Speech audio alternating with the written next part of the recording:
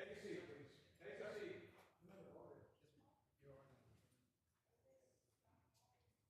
Take a seat. Thank you.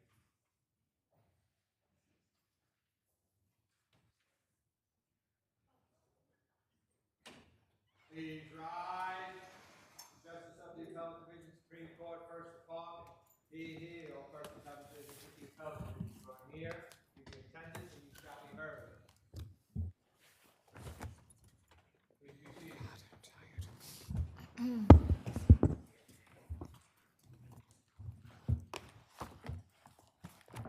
Good afternoon. Welcome to the Appellate Division First Department, or arguments for today, September 17. So we have approximately 7.5 hours of argument time requested. So again, please only ask for the time that you actually believe that you need in order to get out the salient points of your arguments. Obviously, if the panel has additional questions to put to you, we will certainly do so. People v. James Gerson.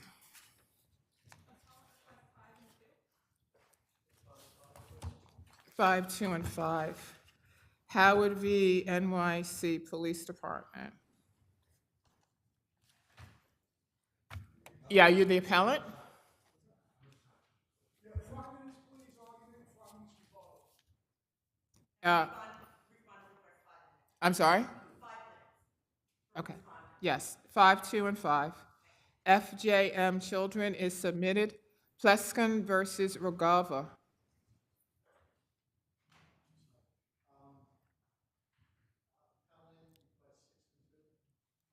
Respondent request 4. 5, 2, 4.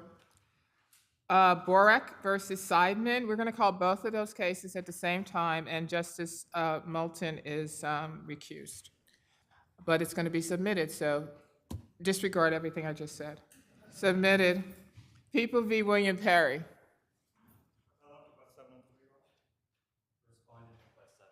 626. Portocario versus Poole. Who are you? Appellant. Do we have a respondent? No. Did you wish to submit, or you still want the 2? I would still like 2 minutes. 2 minutes. Regal Cinemas versus Adam Tickets. That matter was withdrawn. People v. Damone Luke. Afternoon, appellate request 5-2. 525. People v. Daniel Gallanter. Madam, appellate requests 5 minutes and 2 minutes rebuttal. 525. Matter of F. Raymond, or Raymond F. Appellate request 5 and 2, Your Honor. Respondent agency request 3 minutes, Your Honor. 523. Tuckahoe Realty versus, I'm sorry, thank you. 5 and 2, 3 and 3. Tuckahoe Realty versus 241 East 76. Good afternoon, Your Honor. On behalf of the appellant, 524. Sandoval Morales versus 164-20 Northern.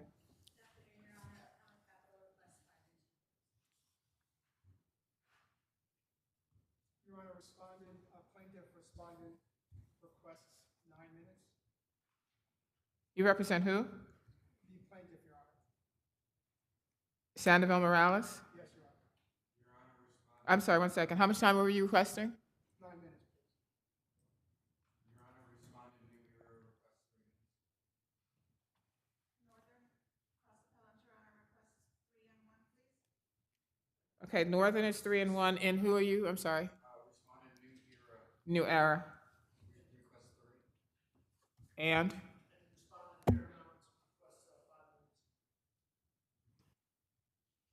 Did you already do your request? Okay, so we have 5 and 2, Plaintiff 6, New Era 3, 3 and 1 for Northern, Paramount 5. Your Honor, New Bureau can cut that back. New Era 2. Thank you. People v. John McDaniels. Respondent request 2. 312. People v. Elijah Barksdale. That matter is submitted. Askian versus Cresco Labs. 525. Sandoval v. 201 West. No one else is here. Appellate request 5 minutes. 4 minutes for respondent interest. 524. People v. Name Roper. Respondent asks for 4. 524. Molnar v. Molnar is submitted. Johnson & Johnson is submitted. Moline versus Johnson & Johnson is submitted. First matter for argument is People v. James Gerson. Who are you? Why are you speaking when no one was talking to you? I'm sorry, Your Honor, I missed the call for Borak v. Simon. When you were saying that just ultimate recused, I was writing it down. I apologize. Who are you? I'm for defendant respondent to your Presbyterian Hospital. Borak v. Simon. Requesting for. Warwick v. Seidman who was here before? I gave you. Was submitted. It was submitted. On behalf of the appellant, correct? Okay. I was hoping to have 4 minutes to address my Okay, so you get 2 minutes. Thank you. Was anyone else here for Bork? So now you're here. I'm responding on all. Were you here before? I'm sorry. This is Borak v. Seidman, right? You ran over my case without asking about the request for hearing. You said it's submitted. I'm the respondent. Oh, I apologize. I thought no one had answered the call. Okay. Okay, so Borak v. Seidman, we're doing both. Justice Moulton is recused. How much time is the appellant requesting? I'm responding to respondents. How much time is the appellant requesting? I'm the respondent on Molnar v. Molnar. But nobody's talking about Molnar v. Molnar. Let's try to focus. We're talking about Borak v. Seidman. I have one respondent on that matter. You're getting 2 minutes. Now, Molnar v. Molnar is submitted according to my calendar. I was told this morning it was on for oral argument. I am the respondent. If I may have 4 minutes, I'd like it. That matter is submitted. First case on for argument is People v. James Gerson.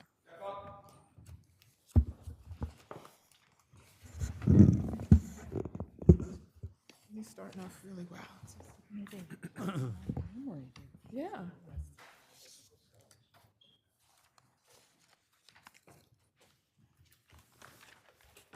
Whenever you are ready. Good afternoon. Karen Brill with the Office of the Appellate Defender on behalf of James Gerson. Of the 22 months that elapsed before the lower court conferred sentencing finality, only 4 pertain to active motion practice, leaving 18 months of delay that were unjustified in violation of the mandate for prompt sentencing. Pursuant to the Court of Appeals holding in Drake, Mr. Gerson's indictments thus must be dismissed. The delay timeline here breaks into 4 basic periods. The first is the 8 months after Mr. Gerson pled guilty, in which the lower court failed to call Mr. Gerson's case even a single time, even as other courts in New York City conducted nearly 5,000 sentencings during that very same So period. we were talking about COVID, and there was an administrative order from the chief judge concerning the pandemic and also production of individuals because your client was incarcerated. So we had a period of time for that. Then there also, my understanding, there was also a period of time where the defendant refused to be produced. And then there was also a period of time where he appeared for the virtual hearing, but then refused to appear for another hearing. Is that correct? So those are sort of the periods of time, if I could address those in turn. So the first 8 months is happening during the beginning of COVID, and there was an administrative order. That administrative order said that all essential proceedings should continue. Lower courts followed that mandate while conducting 5,000 sentencings in recognition that sentencings are an essential proceeding. More than 100 of those occurred in New York. Counsel, did you have data to compare that 5,000 number with previous years, non-pandemic years? No, I don't, Your Honor. But what I can tell you is that courts were, during this time, able to conduct sentencings. Over 100 of those occurred in New York Supreme Court, where Mr. Gerson's sentence could and should have been called. I'd also just note that when the So is it your position that the case was adjourned just from March 20th, and then there was no appearance in between up until October 20th, October 2020? there was a bail hearing before a different judge, it did not address sentencing at all. That was an emergency bail hearing, and it also involved other cases Mr. Gerson had. Judge Klott did not call this case until October 2020. At that point, he didn't say, this is my first opportunity after COVID to do that. He said, we're here to address a letter Mr. Gerson submitted in September 2020, suggesting that that's why he finally gave the case attention, not because it was the first chance he had to do that. Once the judge got that letter, he was very clear about what needed to happen next. Mr. Gerson needed a new attorney. He didn't actually take that step for 5 more months. And so that's another 5 months of unjustified delay because he doesn't substitute Mr. Gerson's attorney until March 2021. So September 20th, the defendant moved pro se to withdraw his plea. And then was he represented by counsel at that time, or did he also request a new attorney at that time? So he requested to withdraw his plea because his attorney was ineffective and had coerced his plea. The court recognized that as encompassing a substitution request. When they do discuss it in December, when the court has no further information besides that September letter, he says, I know you want a new attorney, and I'm prepared to assign you one. So what's clear is that Judge Klott saw that the way that he had to address that September letter was to give Mr. Gerson a new attorney. He just waited 5 months to do so. That's not reasonable. The last period of unjustified delay, following 4 periods of motion practice that we concede were justified, is the 5 months that the court waited to actually execute Mr. Gerson's sentence once it purported to pronounce So it. what's the remedy that you are seeking for this delay in sentencing? We are seeking dismissal of the indictment pursuant to the Court of Appeals holding in Drake that when a court fails to conduct a prompt sentencing, they lose jurisdiction over a defendant. And so in Drake, one of the issues was whether or not the delay is plausible, whether there are plausible reasons or rationale for the delay. So again, taking into consideration COVID, taking into consideration the administrative order, taking into consideration your client's refusal to be produced on a few dates, taking into consideration the fact that he did request a new attorney, which again, during this period of time, one had to be found and appointed for him. That would not constitute reasonable or plausible reasons for the delay? No, because none of those reasons you mentioned actually prevented the court from moving this case forward. Certainly, COVID was challenging. Other courts still managed to conduct sentencings during the same time. Well, was it possible to sentence the defendant without an attorney since he was requesting a new attorney and his request was premised on an argument that the prior attorney had coerced him into taking a plea? No, definitely not. That's why the court should have replaced the attorney in September 2020 when he realized that was necessary and not wait until March 2021 to do so. Okay, you have time on rebuttal. Thank you.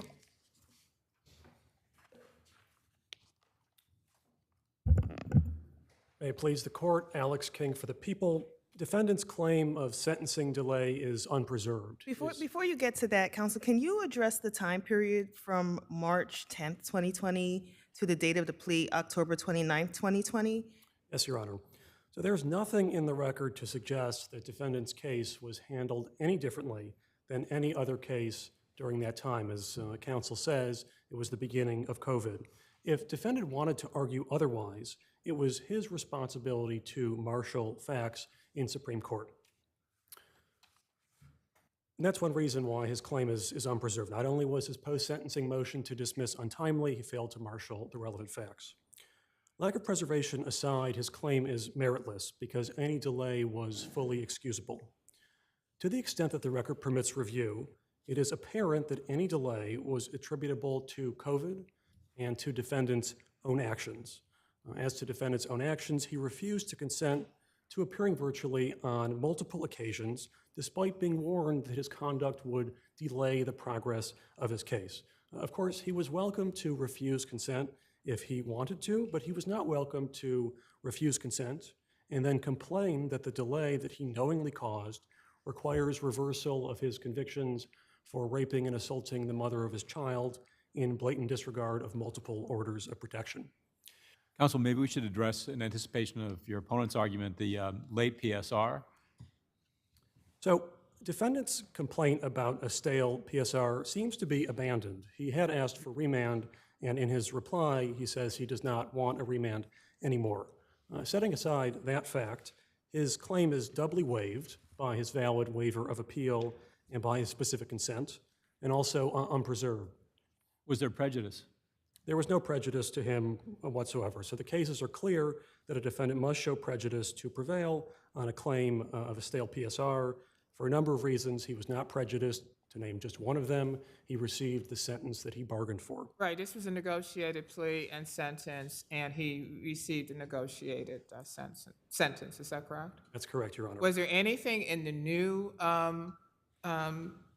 probation report that differed from or that gleaned additional information from the first probation report? The only meaningful new information was defendant's interview with the Department of Probation. And if you look at what he said in his interview, it is clear that if any party was prejudiced by the plan regarding the PSR to which all the parties agreed, it was the people. The people were unable to ask for a higher sentence based on his denial of responsibility, defendant saying certain things that I will not repeat in open court, and his claim that he was the true victim of the rape that he perpetrated. If there are no questions, I ask that you affirm. Thank you.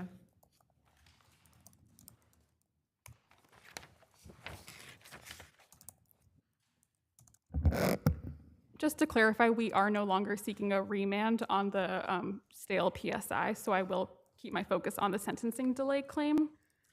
So, counsel, is it your position that anyone who wasn't sentenced between March 2020 and October 2020 would have the same claim as your client? No, Your Honor, I think there are many cases where there would be reasons for that. Well, okay, so COVID, anyone who wasn't sentenced during that period of time, and that was in the height of the COVID, and you're saying COVID wasn't a sufficient reason because some people were sentenced. So you're saying, so essentially, I think what you're saying then is anyone who wasn't sentenced during that period because of COVID has a claim similar to your What I'm saying is client? that there's not a per se fact that COVID was preventing sentencings, so there needs to have been a record-based Well, obviously reason. it prevented sentencing because the individuals were not brought to the courthouse, and he could not be brought to the courthouse, and a lot of the proceedings were therefore virtual, and he refused to, he wouldn't consent to a virtual He appearance. didn't consent twice. He ultimately consented. There's no telling what he would have done had the court actually paid any attention to his case for the 8 months. Well, the thing about that, counsel, is that without you pointing specifically, not just the general statement that other people were sentenced or other people were brought to court, how do we in fact know, or how can we in fact analyze your argument? It is the state's responsibility to procure sentencing. The individual has no responsibility to secure their own sentencing. The state had to justify why it was waiting. Right, and they're justifying it, and I think the argument is because of COVID, many people were not brought to court That is not what Judge Klotz because said. of the delay that that COVID posed to not just your client, but to many people who were incarcerated at that time. That is not what Judge Klotz said in October 2020. So your argument is because Judge Klott did not specifically state on the record that because there is a pandemic and because there's an executive order and because individuals cannot be physically brought to the courthouse, that is why I'm not sentencing the defendant, or that's not why the defendant has not been sentenced? Yes, because it was the understanding of these courts that these proceedings were happening. The executive order explicitly created a way for Well, as my colleague asked you, do you have any statistics or data or anything as to what was going on in terms of the number of sentencing proceedings which were occurring or which had occurred previously or which were occurring at that time? I don't. I'm sure they were lower. For example, You're sure? I don't 30 know. was suspended. There are. We cannot really take judicial, we can't really say, okay, because you're sure, then that's what occurred. But thank you very much. Thank you both. Thank you. Howard v. New York City Police Department.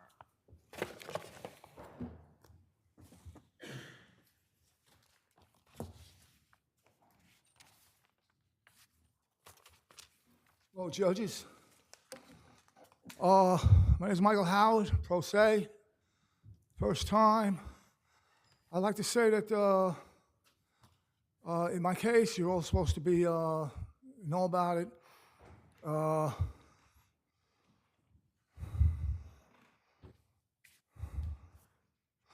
requested 911 audio CD, a FOIA request. That's all, nothing else. Since you're familiar with the case, the NYPD claims they furnished me with what I requested. I did not request Sprint report. Anything with Sprint report, knock that out. 911 audio CD is what I requested. Also, in my brief, I requested an in-camera for the 911 audio call, audio CD call, and the body cam for the March 16th, the same incident. And their whole case, the NYPD case, is that Rosetta deserves personal privacy. Well, if you listen to the 911 call and you watch the audio's body-worn camera, there's no personal privacy at all there. This was two friends, had an argument. In a million years, I never would have thought that Rosetta would call 911. What I did was, she had her hair, changing her hair all the time. She had her hair, I said, because we were on the outs, I thought maybe I could get back in good with her. I said, Rosetta, you look like Bozo the Clown. Now, all for that, there's personal privacy. We're going 2.5 years. You know what I mean? So, let me see. The brief debunks mostly all their personal privacies they're claiming. The Freedom of Information Law, what is it? 87.2b and 89.2b. 87.2b just directs you to 89.2b. The multiple categories that Judge Kim puts in the brief, they're debunked because in the sentence after that, on the next page, page 5, top of page 5, as here, they do not apply. So they're out. And then we got the thing where in fun before that, hey, you look like Rick James. Anybody know Rick James? It was braids. She had her hair one day. This is like 6 months before. Had her hair. You look like Rick James. They got that as being, I was ridiculing her. Because of her shoes. She had big shoes on that day. Yeah, Mike, I bought them because if I drop, she was stocking. If I drop something on my foot, I don't want to hurt my big toe. I was like, okay. And also, I called it, oh wait, I'm sorry. Rick James was the hair. Mickey Mouse was the shoes. Mickey Mouse was the shoes. Different, I call it. Anyway, Mickey Mouse, Rick James, I'm ridiculing her, this and that, blah, blah, blah. Bozo. So anyway, the brief. Bozo was the other one, right? Oh, I'm sorry? Bozo was the other one, right? Bozo the Clown? Bozo the Clown? And one thing I like to say, in her brief, the brief we just got on putting my brief in, she says that they never gave me the 911 audio. But they're saying they furnished me with all, because they're saying they gave me the Sprint. The Sprint is a bunch of nothing. It's not a transcript. It's not audio. It's like where the cars were, where the police were at a certain time. You know, and actually I have one of them because I thought I was coming here, I could argue my case for like an hour. Like I said, pro se, I didn't know. So, all right, thank you. I'm normally not a public speaker. You have time on rebuttal. And this lady looks like a nice lady. First time I've seen this lady. You can have a seat, but thank you so much. Good afternoon, Your Honors. May it please the Court. My name is Elizabeth Friedman, and I am appearing for the respondent, New York City Police Department. Your Honor, the Supreme Court here properly denied Mr. Counsel, Howard. what's included in the Sprint report? Does it include a summary of the content of the 911? It basically, yes, Your Honor. I have a copy here. and it was redacted. It basically provides all the necessary information about the phone call that was made. Would you, So would where you it was describe made- it as a transcript of the 911 call? There is no transcript of the 911 call in the Sprint report. Is it a summary and sum and substance? It's a summary and sum and substance of And you what. mentioned that some information was redacted. What information Yes, was some redacted? information was redacted, and the information that was redacted was the caller's name, the mobile phone number, and the carrier. And that was redacted to prevent an unwarranted invasion of personal privacy. So those were minimal redactions. The Sprint report is, in fact, at pages 26 through 33 of the record on it. Counsel, was there a request for the body cam footage below? That was the subject of another FOIL request. okay. So Another FOIL that's request, not- body cam, to both a March 16th incident, which is what we have here, and the July 13th, 2022 incident. And that was also the subject of a FOIL request. The body cam footage was in fact released to the Oh, because petitioner. I didn't see any mention of the body cam. I had the same question. I didn't see any mention of body cam in this. Right, in this FOIL aspect. request has to do with the 911 audio recording for Okay. that one incident on March 16th, 2022. So the body cam footage was requested, and that was in fact released with minimal redactions. That is the subject of a third appeal, which petitioner has in fact filed and is still pending in this court. So that's the third appeal. There's a second appeal regarding the 911 audio from the July 13th, 2022 event incident. And I'd also like to point out that the appeals officer here and the Supreme Court acknowledged that there was a history of a contentious relationship here. And in light of that history of a contentious relationship, possibly hostile, the court made the balanced the interests of disclosure of the information with the broader public interest in disclosure and reached the right result here.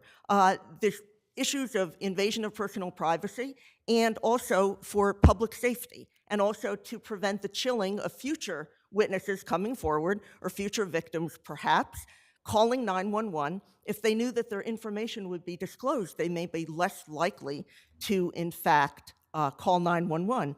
And here we have not only the personal privacy consideration, but also the public safety and the safety of the 911 caller. Now, while the petitioner does state that he already knows the identity of the 911 caller, the police department has never acknowledged the identity of that caller publicly. So, and that is not dispositive of the claim. That does not matter in terms of responding to the FOIL request.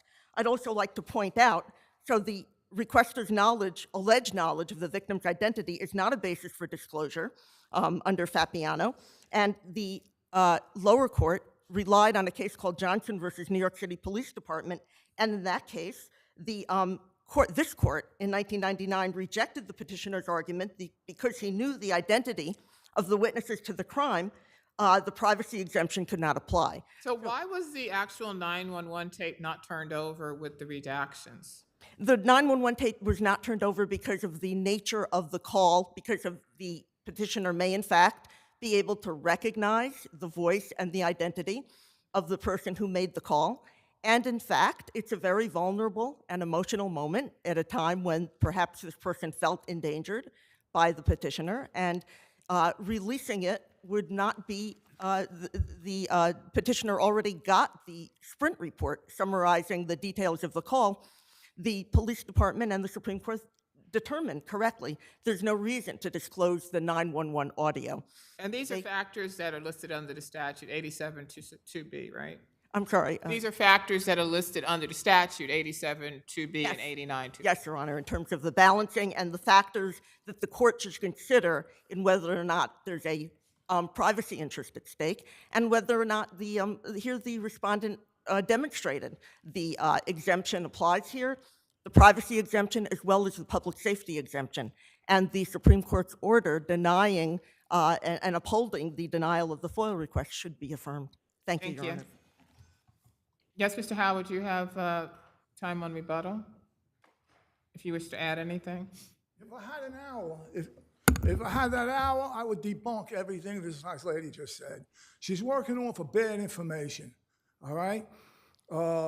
Rosetta was standing next to me. Rosetta Hardy's a 911 caller, my friend, until this happened. And what caused it was the COVID, all right, the COVID. She was standing right next to me. When she said, he says I look like Bozo the Clown, it was seconds that I knew I want that 911 call. Because I can get that down the road, not, 2 weeks, 3 weeks, a month. We can not laugh at Rosetta, laugh with Rosetta. I can get that. Hey, Rosetta, yeah, you see, yeah, remember that? Yeah, well, here it is. All right? So, let me see.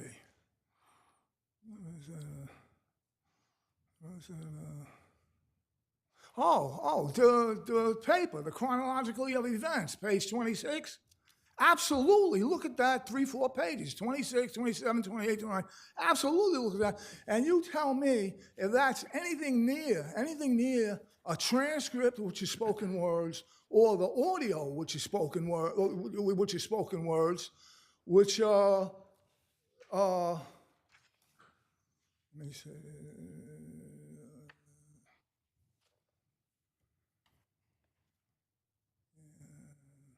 Like I say, first time. Spoken words, audio.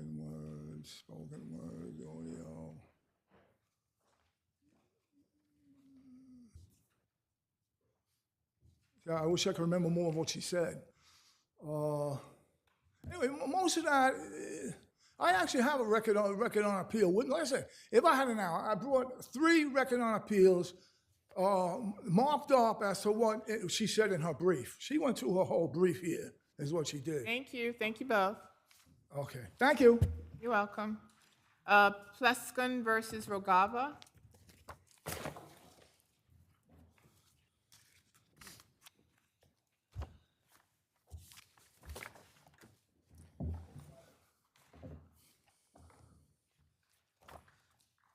Good afternoon. May it please the court. I'm Martin Moskowitz from Goriev & Associates on behalf of the appellant Yuri Pleskin. We have a case here where Anastasia Pleskin and her trust are claiming to be a gratuitous bailer.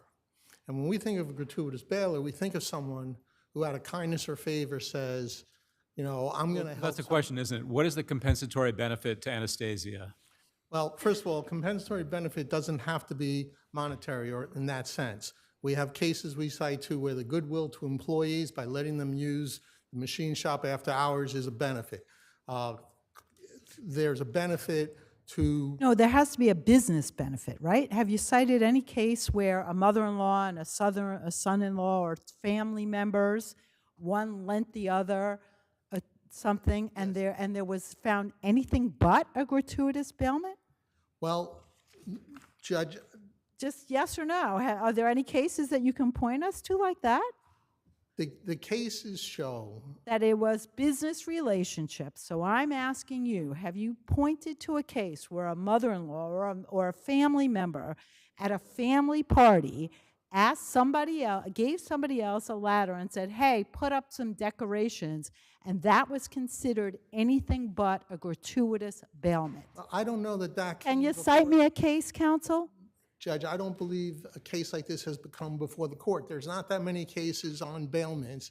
It's kind of an old You wonder why not that many cases like this come before us? But Judge, I think you have to look at the language. And, the defer case... What is the mutual benefit that you're claiming here? What is it? So we have a situation where she goes to the mother of her grandchildren, she goes to her son's girlfriend and says, I want to throw a party for my son, and I want to use your house. And so the testimony is his mother, Anastasia. So the mutual benefit that you're claiming is that she threw a party on someone else's property and that was her benefit, but wouldn't the benefit be for the person who's having the party, the actual person whose party it is? So you have somebody who imposes on others to throw this party. Well, they could have said no. Family. What? They could have said no. I mean, she's not forcing them to have the party. You're talking about a family. And she's not paying, and again, she's not paying them anything to rent the property, to use the venue. And also, there's a relationship there. Yes, as there's well. a relationship there. and There's a that's exactly personal, the a point. familiar relationship as Is you well. want to stay in good graces with someone who's practically an in-law, and when they come to you and they say, I want you to throw this party for my son, I want to use your house for free rather than rent. So then you're saying that they were forced to have this party? I mean, They- counsel, they the were mutual, impo- is there a mutual benefit? Right, because that's what we really need to benefit look is at. really The benefit for is what, good feelings? The benefit is for Anastasia and her trust in that she got to have the party she wanted with the decorations she wanted, insisting on them using the ladder. She didn't have to pay any money or anything for it. That's what you're saying creates a different bailment? That's a business, that is a mutual benefit, that's a sort of business bailment where you would hold someone to a Business higher? bailment. It is a bailment. She is not gratuitous. She did this for herself. She was the one How who does she do this insisted for her? on it. I'm not understanding how she's doing this for herself. It's not her birthday. It's not her party. She's not asking them to throw a party for her. The party is for someone else. The testimony is that it was her idea to organize this party for her son. She asked to have it done. The young woman who is the mother of the grandchildren. Who was in a relationship with the son, right? She had to say yes. Isn't that person in a relationship with the son? She was in a relationship with the son. And she had and children with the son, right? Yes, but she felt she had to say yes. She had to put up the decorations. She that had were to asked say for yes to having a birthday party for her partner under the guidelines that at were their, set. at their home. Under the guidelines that were set by Anastasia. And Because then Anastasia said that if you don't have this party for my son at your house, what, he's going to leave you? Well, I'm going to disown you? I'm not really, again, I'm not understanding what the benefit is. I'm going to like you more if you have the party at your home? There has to be, what is the mutual benefit? Of this. She insisted on it being done. She insisted on. So, counsel, can we kind of focus on the law, not on this, kind of real life reality, television reality? Let's focus on the law. Where in the law is there a mutual benefit? Where in the law is this, does it deal with a gratuitous bailment? The defer case says. The what case? The defer case that I cited says where there are facts that suggest a benefit has been anticipated by the bailor, the issue is for a jury to determine at the time of trial. Counsel, I don't even know how that helps you. Again, this was not her party. Maybe, and I doubt, but maybe you'd have a better argument. This was a party for the girlfriend's partner. It happened to be her son. I don't know if you're actually claiming that there was duress or something that she forced her. What facts are there to support that? Well, there's the testimony of the girlfriend that she felt she had to accommodate the family. She did this to accommodate her, and she testified up and down about, I had to put in the lights, for her. So she asked me to accommodate the birthday party, and she brought all the necessary basic equipment for the birthday party. She brought the ladders, she brought the decorations, she expected them to be strung up. The ladder was unsafe. She knew or should have known, and it should be for a jury to determine the foreseeability of this and the bailment. Thank you. You have time on rebuttal.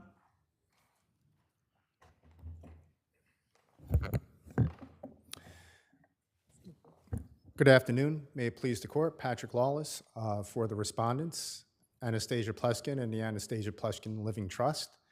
The court below correctly found that this was a gratuitous bailment. This was a purely personal and Have you found family-related any activity. cases where that there was no sort of commercial or business benefit or some type of similar type of benefit that would anything but a gratuitous bailment comes No, up? Your Honor.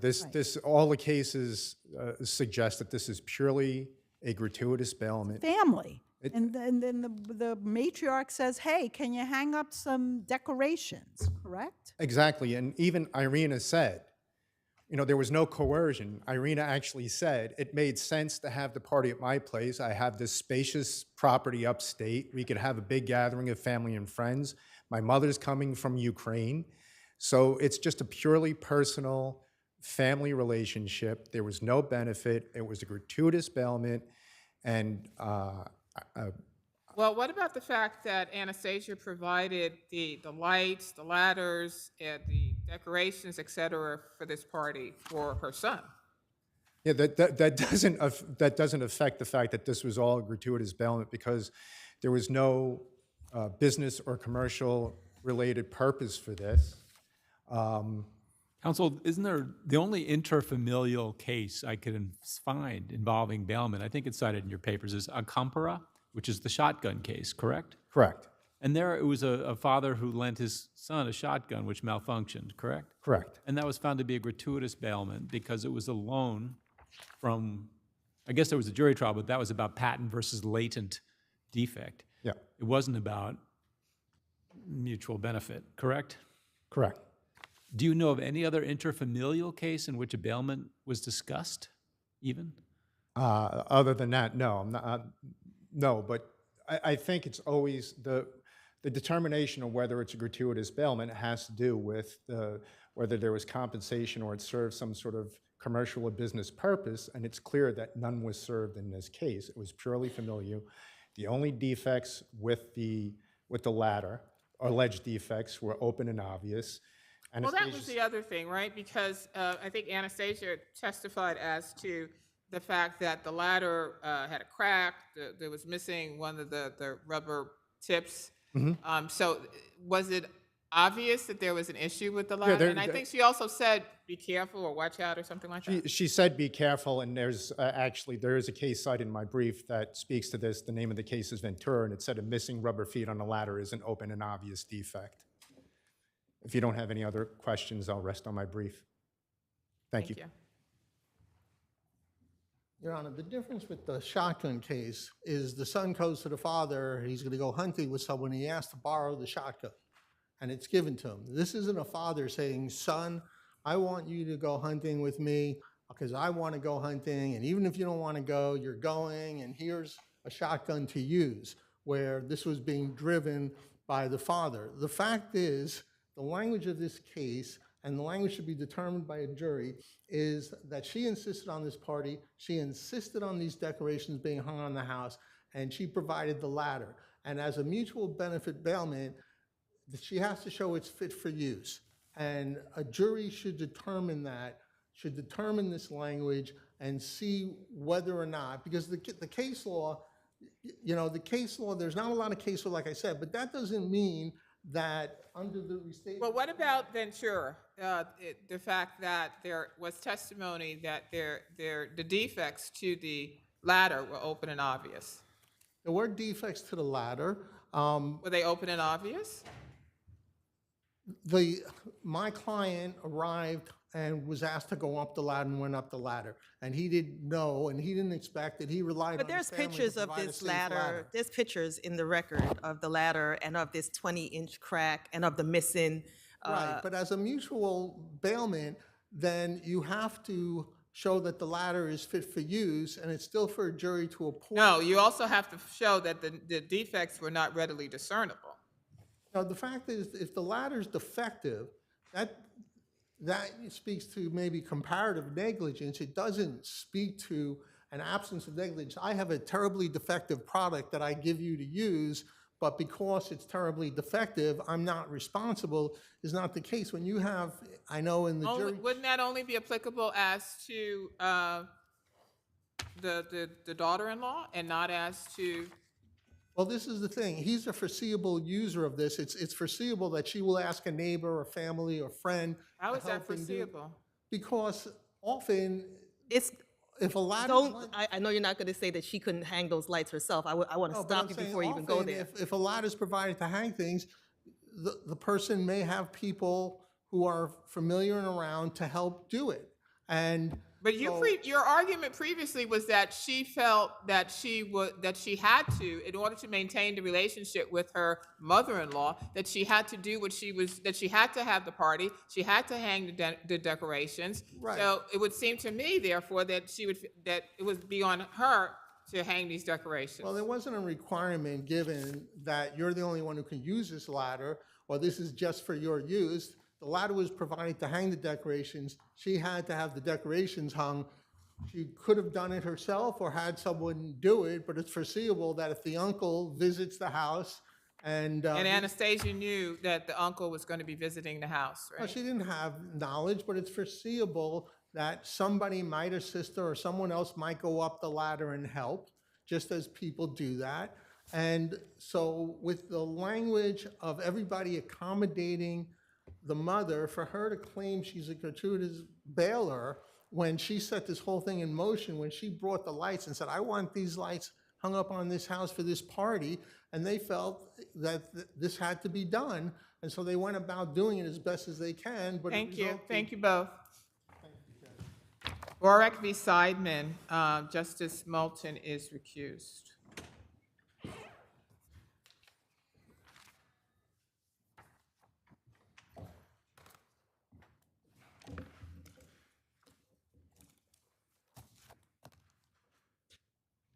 Good afternoon, Your Honors. May it please the court. Richard Wolf, Barton, Clearwater, and Bell for defendant respondent, New York and Presbyterian Hospital. Initially, Your Honors, I just want to apologize again for the confusion of the call of the calendar, and thank you for giving me 2 minutes to reply to some of the points in plaintiff's reply brief. I know Your Honors are familiar with the papers, so I'm going to focus just on what was argued in plaintiff's reply brief. On page 7 of the reply brief, the plaintiff's mother indicated that there were multiple, quote, short-lived lucid intervals during the period of running the toll. That is a dispositive concession. The case law that I cited in my brief, the Lynch case, the Bethune case, the Libertelli case, all stand for the proposition that the insanity toll only applies if the period of insanity is continuous. And if there's a break in that period, as plaintiff's mother is now conceding, that's dispositive. The insanity toll cannot apply here to save this case from the statute of limitations. On reply, the plaintiff's mother also indicates that the relationship with Mr. Lerner began after the toll period began. I think that goes to show also that if that's the case, then there could not have supported her position in the first instance that there was the insanity toll running. That affidavit is just completely irrelevant. Dr. McMullen's records, which were submitted in support of the motion for renewal, indicate that the plaintiff was a camp counselor in September of 2016, which our position is if he was able to be a camp counselor, then clearly he was not under an overall inability to function in society, and so the insanity toll would not apply. In the reply brief at page 10, the mother claims that she, quote, white lied to Dr. McMullen about the plaintiff having been a counselor. So it's our position that she shouldn't be able to kind of get the benefit of that argument when it was her own misconduct which led to that being in the medical records. Counsel, was there anything in the record that spoke to what precipitated the initial hospitalization or treatment of the plaintiff?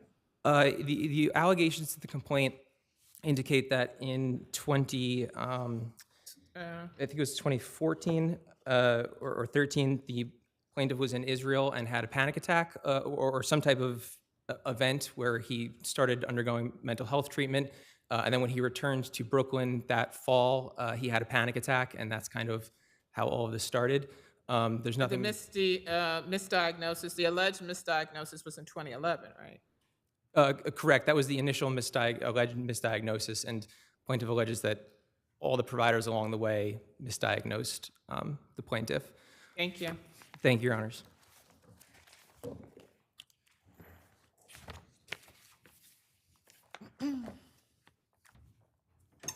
People v. William Perry.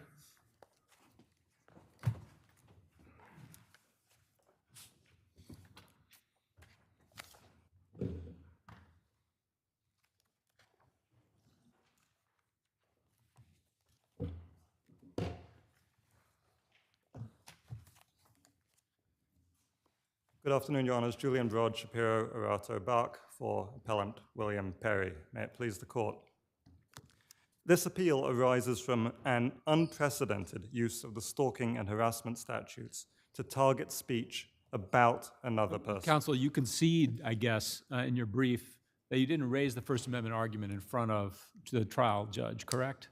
That's correct, Your Honor. See, and the issue there is that this is, it raises a question about the application of the First Amendment doctrines that we learned about in law school, to perhaps an unprecedented environment, which is social media and the internet. So therefore, we don't have a record of your arguments or fact-based arguments that would have been developed by the trial judge. So why should we reach this? Well, Your Honor, I think on an issue such as this one, it doesn't go to the record, because the record is the record of the facts that came in at trial. What was missing was the argument made at the close of the people's case, then again at the close of the defense case, based upon the First Amendment. So there's no further facts to develop. What you might have had was the benefit of the trial court's reasoning, but there's no further facts to be developed on this. But I mean, for example, one thing I would like to hear about is if, one can argue that this is a weaponization by your client of social media. I'm not saying that's my characterization. But wouldn't it be useful to have some data and have some experts opine upon how social media reacts in such situations? When someone posts the sorts of things that your client posted about another individual, and what happens after that, frequently. Justice Moulton, I think in a different case, in a civil case where, for example, this statute was being challenged, the challenging party might elicit statistics. I don't think it would make a difference to the First Amendment analysis, which I think is clear. Just saying that the stalking statute anyway is violative of the First Amendment, correct? As applied in this case. We're not making it a facial challenge to the stalking statute. But Counsel, the reason we have laws as to, or standards as to preservation is so that there can in fact be a determination by the trial court or the motion court. Because if in fact those challenges had been made at the time, the trial judge might have been able to hold a hearing, may have been able to question the individuals, the ex-girlfriend, the assistant district attorney, the assistant district attorney's mother. There may have been, as stated, expert testimony, or individuals who come in and would testify as to exactly where the First Amendment, begins and where possibly it ends. So that's why we have rules as to preservation. Your Honor, I think, at least in my experience of the courts, it would be highly unusual for the court to hold a hearing on a motion to dismiss at the conclusion of the evidence, having heard all of the evidence in the case, which in this case includes the testimony of the assistant district attorney. But there was no statement that the conviction as to stalking or the conviction as to harassment or the harassment criminal contempt, there was no argument that it was violative of the First Amendment. And so, yes, a trial judge would in fact be able to hold a hearing and would be able to research it and would call for briefs, etc. Your Honor, I think this is essentially a legal question. The facts were on the record. So the assistant district attorney testified, his mother testified, and... But those facts could, I think the point is, those facts could have been fleshed out. Those facts, there could have been, again, more inquiry, a greater inquiry in terms of exactly what the facts were, what occurred. Your Honor, I would characterize this as a pure question of law, but if I might just turn to the statutory questions, which we submit are preserved or largely preserved, and to People versus Heard, which is the only case that the people cite in which they say that the stalking and harassment statutes have been applied in a fact that is arguably similar. And it is telling that this is the only case, because that case, 2018 case from this court, is nothing like this case. Well, because Heard, the victim, the Twitter messages were directed directly at the victim, the alleged victim. Precisely. And so Heard is a standard stalking harassment case. It's very similar to the old calling somebody repeatedly on their landline and blocking up the telephone. In that case, the tweets were tagged to the subject. Here, the tag was of an acquaintance of the subject. And there's a world difference. It's not simply an academic distinction. Counsel, there are cases that come out of other states, Logue and Buell, that might stand for the proposition that in the environment that your client is alleged to have made, the posting of the complainant's intimate parts the tagging of other individuals. There was no other way to interpret that other than being directed at that individual. Your Honor, Justice Pitberg, you're referring, I think, to the Logue versus Book case out of Florida. Florida has a statute which used to have similar language, directed at, and there is dicta in Logue versus Book, which says that that would include speech about a person. But that dicta is contradicted by the holdings of other Florida intermediate appellate courts that held to the contrary. And in fact, Florida amended its statute to broaden it so as to capture the speech at issue in Logue versus Book. I would submit that this interpretation of a statute, people's interpretation of a statute, is incorrect, overbroad, and dangerous, and the court should reach the statutory questions and decide this case in Mr. Perry's favor, or, failing that, should reach the First Amendment, either in its interest of justice jurisdiction or in its, as a matter of ineffective assistance of counsel. Thank you. Thank you.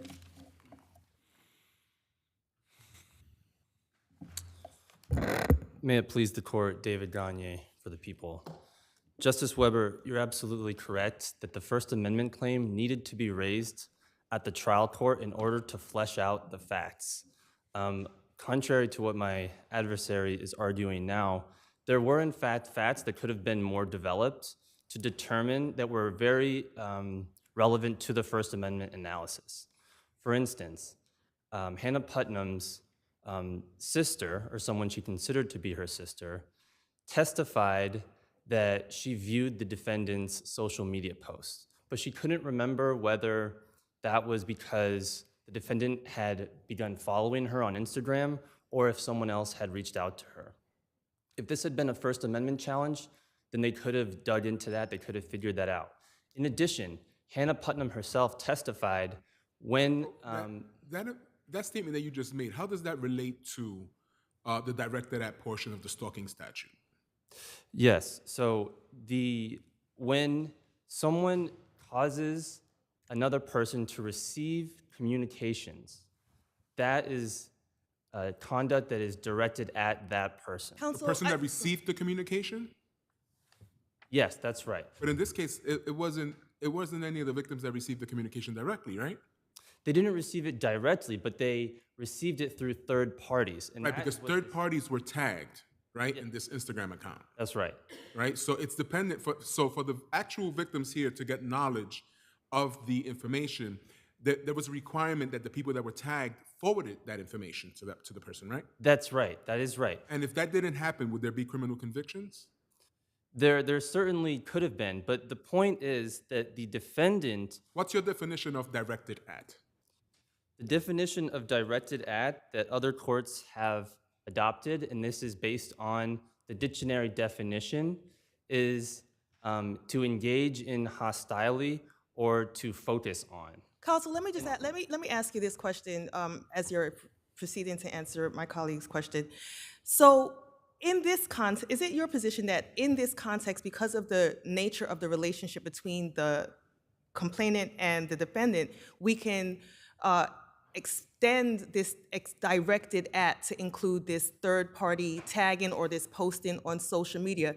Because I'm not sure if you're asking us to go that far in where somebody sees something on the street and records it and puts it out onto social media and says, hey, find this person, send it out to this person. I mean, do all of those people then get stalking convictions? No, of course not. This isn't just about the defendant putting stuff out onto social media. What he did was he tagged one of Hannah Putnam's friends, whom he knew was her friend, in a video. And this is not just any video. This was a video of an argument that occurred between the defendant and Hannah Putnam in a private setting. If you watch these videos, they're not comfortable to watch. You feel like... Had he not tagged anyone, had he just posted everything he posted on Instagram, no stalking? It would certainly be a closer question, but in addition to tagging... So the stalking convictions hang here on Instagram tags? It's not just the tagging, Your Honor. The defendant did more than that. What is that? He encouraged his followers to reach out to Hannah Putnam directly. But that happens in other cases, in other situations we've seen on social media. Somebody posts something, find this person's employer. Is that person now stalking this person, or are they just talking at it about this person? It went beyond just talking about the victim here. The defendant encouraged his followers to reach out to her directly. When one commenter asked where they could find her, the defendant listed her workplace and said that they could find her there. So let me ask you this. So going back to the preservation issue, so that could have been something fleshed out at the trial level. Who else knew, how they knew that the speech was directed at her, right? Maybe the woman who was tagged sent it to her 5 best friends and said, look at what but none of that was put in the trial level because the First Amendment claim wasn't raised? That's right, Your Honor. And so we're also talking about the relationship of those individuals who were tagged. A best friend, a relative, who you would assume there's a greater chance that they are going to then go back to the ex-girlfriend and tell her what was going on. That's right. All of this is relevant, and all of this is information we don't have. And I do want to point out, in her testimony, Hannah Putnam said that she started, after she said, hey, this is happening to me, I want people to report this, she said she got phone calls from people saying that they had been tagged by the defendant too. This was not something that was fleshed out because there was no First Amendment claim. If we had known this before at the trial level, then this could have been investigated, it could have been supported to show that this conduct was directed at the victim. Thank you, Your Honors.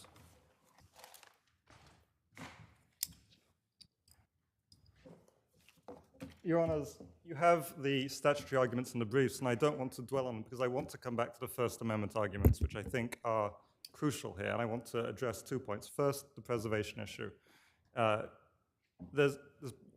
Justice Moulton and Justice Weber have raised the idea that there might have been a further hearing to gather further evidence about the First Amendment claim. In my experience, that would be, I cannot imagine what authority there would be. I don't know what judges you've been practicing before, but the majority of judges that I know here in New York, and myself included, would have held a hearing. And also, you know what, there probably should have been a motion after the indictment to dismiss the charges based upon the First Amendment. And certainly, once the defendant was convicted of the stalking, there should have been a motion to set that aside based upon the First Amendment. And again, these would be issues that would be fleshed out because they are important issues and they should have been preserved. Well, Justice Weber, I would just say, in my experience, I cannot imagine the authority that at the conclusion of a trial, when the record is in and the defendant makes a motion to dismiss, that the record be reopened for further evidence on the dismissal motion. I don't. Well, that's in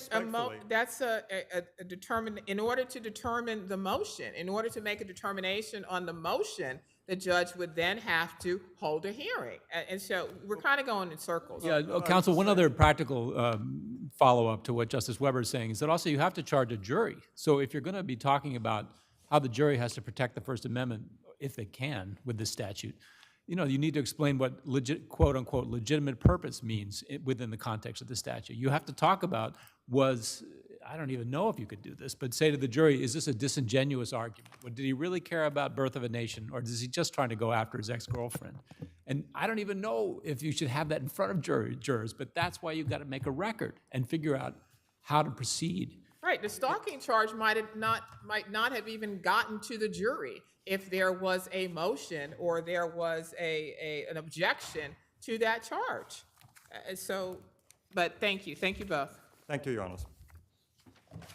Porticario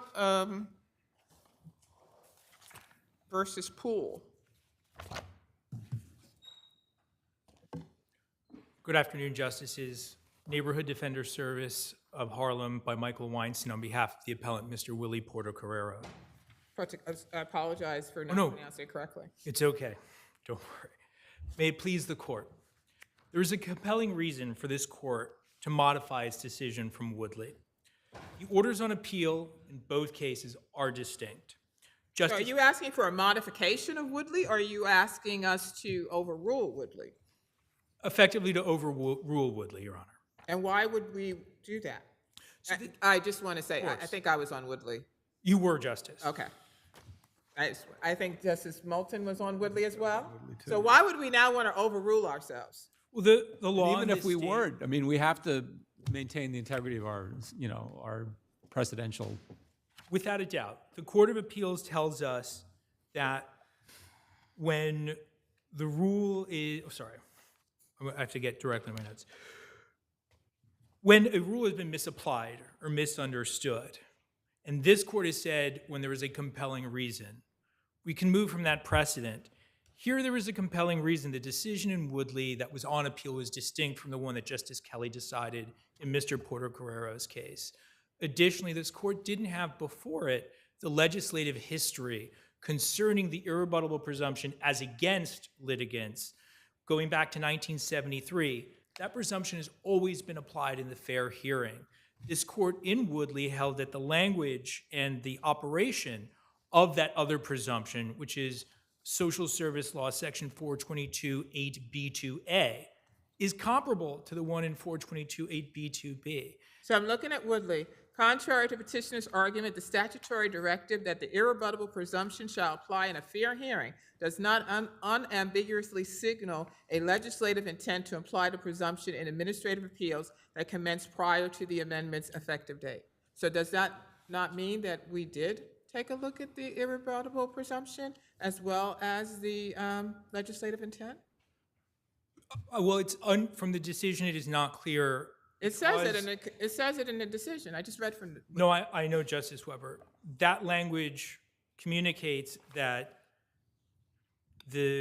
of the one benefiting litigants didn't unambiguously do so, but this court in that decision further stated that the other one in sub A, which is as against litigants, the language mirrors one another. And if they mirror one another, a true mirror would require that they operate the same way. And here, it operates the same way that we have issue preclusion.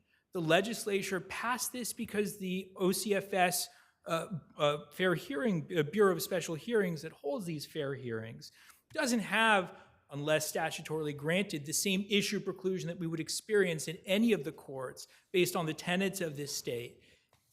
So they effectively enshrined the issue preclusion in order to align the outcomes between family court and OCFS, which saves time. OCFS's interpretation of the statute requires even more endless litigation than they state that Mr. Porter-Carrero is seeking. Mr. Porter-Carrero, unlike Ms. Woodley, did in fact have his order sealed by the ALJ at the Bureau of Special Hearings because it wasn't reasonably related to working with children or caring for children. Had the irrebuttable presumption been applied as intended by the legislature at that fair hearing, wouldn't have even had to have that 2-day-long hearing related to sealing the statute. Thank you. Thank you very much. People v. Damone Luke.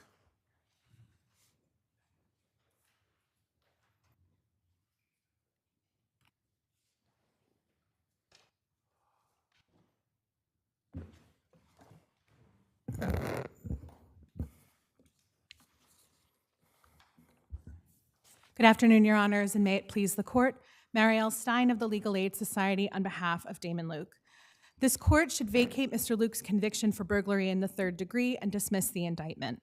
The trespass notice was essential to proving that Mr. Luke entered the store unlawfully, but the prosecution did not lay the proper foundation for it to be entered. Also, I mean, first of all, I'm not persuaded that it's not a business record, but even if I was, didn't the store employee also testify at trial that he explained it in the trespass rule to the defendant? So the store employee did testify at trial. He testified as to the conversation that he had with Mr. Luke. However, if this court does not agree with us about the trespass notice as a business record, the prosecution below, Almanzar's testimony still was not enough to lay the foundation for its admission as a business record. No, but I mean, why wasn't the testimony enough? He said, I explained to this person this, this, and this, and that he may not go into the store. That testimony was unchallenged. And so it's assumed to be true, right? So that testimony is enough to, if credited by the jury, that Well, testimony it is- obviously was, right? Of course, Your Honor. Well, However, then where is it not sufficient? because it's not, it may be sufficient to show that there was a conversation between Mr. Luke and him. However, No. The employee testified specifically that he explained the notice. He explained that the person could not go back into the store. It wasn't general, it was pretty specific. So that testimony is perfectly good evidence. It doesn't have to be a document, it can be testimonial evidence, right? but the conviction still relied on the document. And while that testimony may have been enough for one purpose, it wasn't enough Well, to you lay the can't foundation. say that it relied on the document. You don't know what the jury decided to do. Maybe they discredited the document and took and credited his testimony that he advised them that he could no longer go into the store. That may be so, Your Honor. However, what matters is that the testimony is needed to lay the foundation for the document as a business record. Well, again, if we disregard the trespass notice and we only go with the testimony from the security officer, it's sufficient. The trespass only requires that the defendant is aware of the fact that he doesn't have a license or an ability to enter the premises, right? So the security officer testified that he told the defendant, "You're banned. Don't come back to the store." That is sufficient to show the defendant had knowledge that he was not supposed to enter or remain on the premises. So for that to be enough for a verdict, the jury would have to believe, they'd have to credit his testimony that among the hundreds of people that Almanzar testified that he had these conversations with, gave these notices to, they'd have to credit that he remembered Mr. Luke individually. And that would be within the jury's purview to weigh credibility among all the witnesses. That would go to weight, Your Honor. I just want to move on from that and get to the Batson challenge. So, what record was made that the defendant made a prima facie showing in the first instance for Batson? So the court itself recognized that there was a pattern among the strikes, but more significantly, the prosecution, what did the defense say? The defense said that they observed a pattern of striking African-American jurors. Mr. Luke himself said, "I noticed this pattern." The judge said, "I saw it too. I'm surprised you didn't bring it up." The prosecution then said, "Judge, we're prepared to move forward and contest and provide our race-neutral explanations." And the judge, based on the record, didn't really allow for that, right? Because the judge had said that it was untimely and kept asking about, well, what remedy do you want? If the remedy that the judge proposed, a mistrial, was rejected by the defense counsel, then are we still in a position to address whether or not the 3 steps of Batson were met? So the 3 steps of Batson, I think you're exactly right, Your Honor, did not happen here because the judge stopped it from going forward. So, and I don't think that we can quite say that the judge proposed a remedy that the defense rejected because— Well, didn't the judge propose a mistrial? The judge said you're not asking for a mistrial, are you? No, the judge said, "Do you have any proposal?" I'm sorry. The judge asked whether or not counsel had any remedy or proposal. The judge then said, "Well, what about a mistrial?" I'm sorry, Your Honor, I see my light is on. If I could It's just— fine. He said, "I can't bring them back. I think I can't bring them back." So I see where Your Honor is. I'm at sorry. page So 105. what's the remedy now? You raised the Batson challenge. The jurors were excused and released. If I agree with you, what would I be able to do? I can't reseat them. They're gone. Counsel then acknowledged that's correct. And then the judge said, "So what am I going to do except declare a mistrial?" Counsel said, "No, I'm not asking for a mistrial." I think, Your Honor, the court needs to take into account the context in which the judge says that. That is the 8th time between the day before and this day of trial that the judge has said to defense counsel, "This is untimely," which is untrue, as all parties And the people agree. actually conceded that it wasn't untimely, right? That's exactly right, Your Honor. So this is the 8th time the judge has said to them, "The only remedy I could conceive of is bringing them back. What can I do now that I can't bring them back?" Then the question of the mistrial comes up. All parties here seem to be mistaken about the judge's powers, but the judge here has— Oh, I'm sorry. All parties seem to be. Mistaken about the extent of the judge's powers to craft the remedy. But did not the judge give counsel an opportunity to state what should be done, a possible remedy? No, Your Honor, the judge said the only remedy, the normal remedy, is to bring them back. I can't bring them back. The judge foreclosed other potential remedies, which case law across the state I don't shows. see that in the record. Just a moment, Judge. So Because I can't reseat them, they're gone. So what should I do now? Should I declare a mistrial? And counsel said, I'm not asking for anything right now. So, Judge, let's move on. The exchange begins at page 103 of the record and continues until page 106. And over that time, 11 times on this date alone, the judge says, I cannot offer you a remedy. He says, the jurors are gone. What do you want me to do? There's nothing I can do. He corners defense counsel. But with the whole, what do you want me to do? Isn't that your opportunity to tell him what you're asking for? I think in that circumstance where a judge is telling you repeatedly he doesn't think there's anything else he can do, it doesn't seem to me. That's not what he said. He's asking counsel specifically, what should I do? What would I be able to do? But do we even get to that point, honestly, if the 3 steps of Batson haven't been met? Or if he's not asking for a specific remedy, why do we even need to consider it? I agree, Your Honor. We can't consider what the remedy might have been because the judge became so focused on the question of the remedy, he didn't answer the first question, which was before him, the foundational question, which was there racial discrimination in the Prince race? Did defense counsel make any effort to make a record as to what their Batson challenge was based on? The judge, almost immediately when defense counsel made the challenge, the judge said, this is untimely. Well, after the jurors were sworn, that's when counsel says that he observed that after reviewing the people's peremptory challenges of the 4, 3 were African American or Black, 1 was a Hispanic woman. That's it. That's correct, Your Honor. And then the judge. So how is that a sufficient Batson challenge? How is that a sufficient objection based upon Batson? Well, they've raised an objection. They've observed a pattern that there is a pattern. They perceive to be, a pattern of racial discrimination in the strikes. Mr. Luke himself says he saw it. The judge says he saw it. But then before the judge making a decision, coming to any decision about whether that's enough for a prima facie case, or asking defense counsel, can you provide more basis for your objection? The judge says, it's untimely. What do you want me to do? No, but then he goes back and says later, well, I can't reseat those jurors. Do you want a mistrial? And the defense counsel says no. I think defense counsel. Am I reading? I mean, he says, no, I don't want that, right?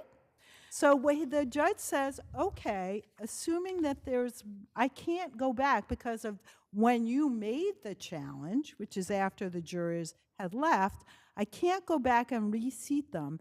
Do you want a mistrial? And defense counsel says no. Defense counsel does say no, Your Honor. So what more did you expect the judge to do at that point? And says, what remedy would you like? First, I don't believe that the question of what remedy would you like, I think that's more rhetorical, saying, what do you want me to do? There's nothing I can do. I mean, that's your interpretation. We can only read what's on the record. Isn't it also fair to interpret that by rejecting the proposal of a mistrial and by not giving the court a proposed remedy, right? This is your request. By not giving the court a proposed remedy when the court asked you for one, that you abandon your challenge? I don't agree, Your Honor. I don't believe we can call it an abandonment when it comes in the context of what's happened here. It's not right at the start the court says, I can offer you a mistrial if we find this pattern of discrimination. What about the fact that counsel says that when the judge asks whether he wants him to declare a mistrial, he says, I'm not asking for anything right now, and says, let's just move on with the trial. Is that abandoning the Batson challenge? No, I don't believe it's abandoning the Batson challenge. For all the reasons that we've stated, I think that defense counsel was sort of hemmed into that answer from the pattern of what the court has made clear over and over and over again. I don't think this is a straightforward waiver, and the questions here, the right that's implicated, is too important for something like this. The judge, everyone agrees, the judge was wrong on the law. This is a fundamental question. So, counsel, you're asking that we remand this case for a Batson hearing? That's correct, Your Honor. And what would assuming that a Batson a violation had occurred, or the ruling was that there was a Batson violation, what would the outcome be? My understanding is that if a Batson violation occurred, there would be a new trial. Which would have happened if the judge had declared a mistrial as proposed to counsel? We can't go back, Your Honor. However, all we can do is answer the I mean, it's questions the, that are it's, before the, it's the us. same result, right?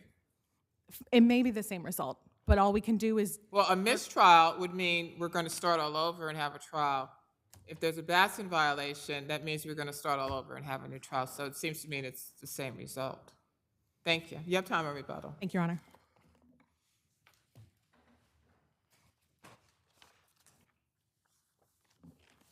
Good afternoon, and may it please the court. Catherine Rada for the people. Counsel, I just... You want to go ahead? You started first. Counsel, wouldn't it have been appropriate for the judge to go through the Batson process and then decide what the remedy is? I think at the point that the defense counsel made the objection, the typical remedy of bringing the jurors back wasn't an option at that But point. that's not what we're talking about here, right? We're talking about there is a process that needs to happen when somebody raises a Batson challenge, right? It is a three-step process. This court has said so most recently in the Watson case. It is the law of this department, right? If the defense counsel raises this issue of there being what they perceive to be some sort of systematic preemption of these jurors based upon race, and the judge notices it and says, well, I'm surprised he didn't raise it sooner. What needs to happen? He's raised it. Why wouldn't the judge have given the people an opportunity to respond at that time, as opposed to jumping right to the end of it and saying, well, what do you want, a mistrial? I mean, it seems like we're putting the cart before the horse here, or the horse before the cart. I don't know what the analogy is.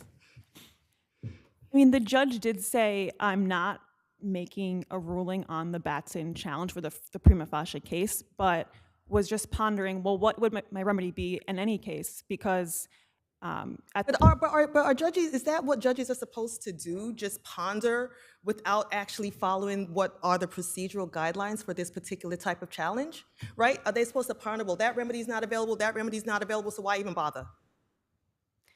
I mean, I think that the defendant's claim also is he kind of abandoned it, forfeited it, and it's unpreserved in any event. But I'm glad that you said that, because the environment that was created, because I've read the record, I mean, as we all have, did the defense counsel have a fair opportunity to make this record? Immediately, the judge says you're untimely, and we all can agree that the judge was wrong on that. But the judge persisted with that same line of thought on the next date when they came back. Still said it's untimely. The jurors have left. What can I do? There's nothing I can do about it. Right? So what was the environment where the process had the opportunity to be flushed out? When did that happen? I think on the second day, the judge, although defendant is correct that his application was timely, by the time he made the challenge, after the jurors had been excused, his remedies weren't limited at that point, and he did identify a remedy. He said, "Do you want a mistrial?" What other remedies were available at that time? I think there's two remedies the defendant mentions in her brief, having the people forfeit some of their peremptories, or I forget the other one. That even would not have been a remedy, because the challenge wasn't made until after the jury was sworn, right? So really the only remedy that could have happened was a mistrial. And those two remedies the defendant says in her brief were not mentioned at the trial court there, and you can't raise them on appeal because they're once you've used your peremptories, you can't take and sworn the jury, you can't take them back, right? So really the mistrial was the only remedy. Was the only remedy, and defense counsel supposedly repeatedly said, "I don't want a mistrial." Well, I mean, I don't know if that's exactly what the defense counsel said. It was kind of like, well, you're telling me that's the only thing that can be done, right? Again, and I'm not so much focused on the remedy as opposed to the circumvention of the process. That seems problematic.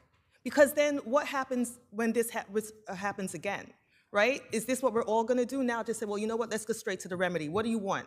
We're not even going to go through the process. We're not going to have the people make the record for the race-neutral explanation? Because that did not happen here, and that is the process that's supposed to happen. Again, I think that the judge he was limited in his remedies, and he was just informing the defense counsel, even if I did find a prima facie case here, what would be the remedy? And he said, do you want a mistrial in that case? And the defense counsel said, no, I don't want a mistrial. In fact, I'm fine going forward with the remedy you proposed, which was just monitoring. Well, there are already 11 jurors that have been sworn, right? When he made the initial challenge, it was 8 jurors had been sworn in. Right, so it was 8, so there was another round of voir dire. Right, and So in theory, there could have been the Right, remedy you're right. of with the right. challenges, right? With limiting Right. challenges. Right. there could have been, but this court and their courts have held when defense counsel does not propose those remedies, they're unpreserved and you cannot raise them on appeal. But isn't as- that in situations where the process has actually taken place, right? In the cases where the defense counsel hasn't even had the opportunity to present their challenges, or in those cases where the people, where the court has combined steps 2 and 3, right? Remand.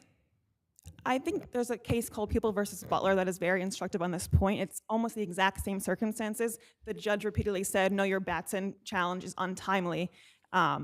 Therefore, I can't bring the jury. Butler is the second department. Second department, but it's very instructive on this. What's instructive is the case law that comes out of this department, and that is the Watson case. So talk about that.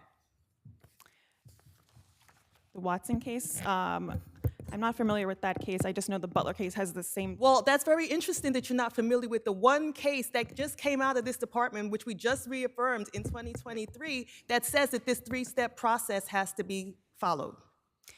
I think the judge, he was going to follow the 3 steps, but he was just saying, if I did find prima facie, what would be the remedy?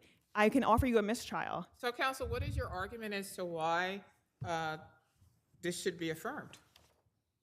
I think procedurally the claim is unpreserved and forfeited. He declined. The defense counsel declined to seek any relief, and even agreed with the remedy that the court proposed, just to simply monitor going forward the jury selection. He said, I'm not asking for anything right now, and I'm fine with what the discussion that we just had. And And could he have at that point said, Judge, I want to go through the process and we can decide later about the remedy? Yes. He didn't say that, right? He said, no, He said, no, let's just move forward. He didn't say, oh, let's hear the people's reasons of why why they struck these 4 jurors. He just said, I'm going to move forward. I'm fine with what you're saying. The people, in fact, came in on that second day and indicated they were prepared to go forward and state their race-neutral reasons, and the judge did not do that. He didn't even allow them to put their race-neutral reasons on the record. The people said that on the first day. Second day. That they were prepared to go forward was the first day. I think it's at record 103, 104, something like that. They said it before the close of the first day. They came back and they agreed that it was a timely application. So they were prepared to offer their challenges, but defense counsel also didn't bring it up again on the second day. You see, counsel, this is the importance of this, right? Because if the people were ready to put their race-neutral reasons for the challenges on the record, and the judge agreed with them, we wouldn't be here. That's correct, but I also think that defense counsel effectively just forfeited his claim. Did the people state on the record that they were prepared to state their race-neutral basis for the challenges? Was that on the record? Yes, the court said people tomorrow be prepared to explain your reasons to go, oh, I'm prepared right now, Your Honor. And then they closed, adjourned for the day. And then the next day, was anything stated by the court or by counsel that the basis for the challenges should be stated on the record? No, Your Honor. Defense counsel came back and said, I don't want a mistrial. I'm fine with your remedy that you propose, which is going forward. And I think that the timing of the challenge, although is timely, it's not like it was made right after. He was limited in his remedies. He offered a mistrial. Defense counsel said, I do not want a mistrial if you find. Counsel, the court was limited. That is correct, but it wasn't like it didn't have any remedies other than the mistrial. We just identified some. Right, but again, the defense counsel failed to raise any of those as an alternative. He said, what do you want? I'm not asking for anything right now. He had the chance to say, have the people forfeit the peremptories. He failed to do so. But that's also under the cloak and the understanding that the trial court thought that the only remedy was a mistrial, right? The court didn't offer any other remedies either. He said, what am I going to do now except grant a mistrial? Thank you. Thank you.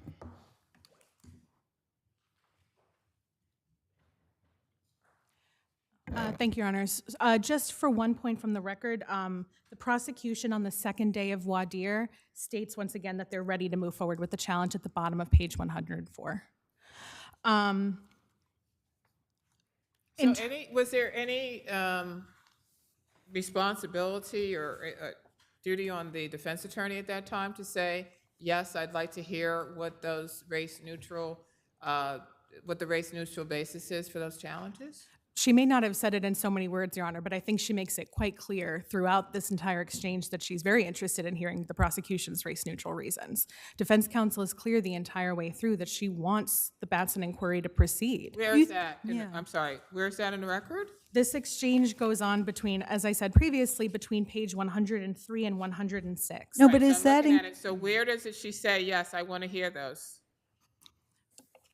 She says the challenge was timely. The Batson inquiry says we need to move to the next. We need to go through the inquiry. Oh, but is that consistent with the statement, let's go have the trial?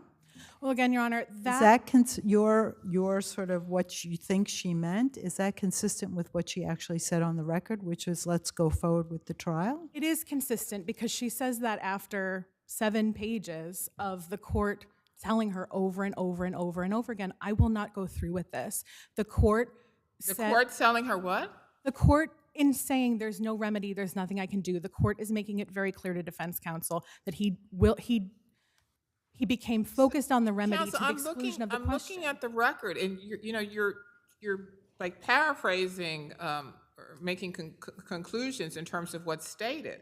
I don't see anything here where counsel specifically, when the people say, we're prepared to go forward with the race-neutral basis for the challenges, I don't see anything here where counsel says, yes, I want to hear them, or the people should now state that on the record.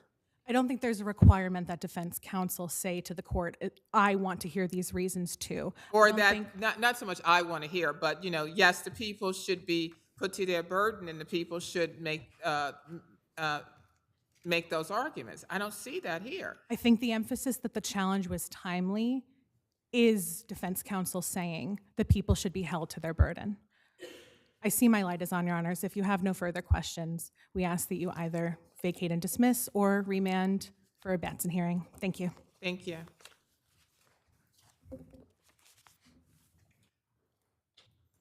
People v. Daniel Gallanter.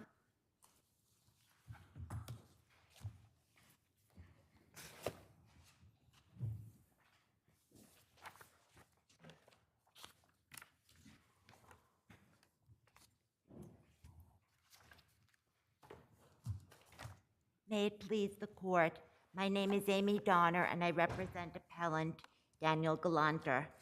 I'd like to respond to the prosecutor's arguments. First, regarding preservation, contrary to my adversary's claim, counsel fully, not partially, preserved the argument that we're raising on appeal, which is that under RAI Factor 1, the 5 additional points of physical injury should not have been assessed, and instead 10 points instead of 15 points should have been assessed. And that would have brought my client down to level 1. And that's counsel's exact argument on pages 15 to 16 of the transcript. Second, contrary to my adversary's claim on the merits, Chittick didn't overrule prior Court of Appeals cases or any cases on physical injury. And the Court of Appeals has never said that it did. And instead, the standard for physical injury in SORA is the same standard under, under the penal law. And all we're arguing is that the prosecution, the issue is really whether or not the prosecution offered, and we're saying they didn't, enough non-conclusory proof to meet their burden of proving by clear and convincing evidence. Why wasn't the complainant's grand jury testimony enough?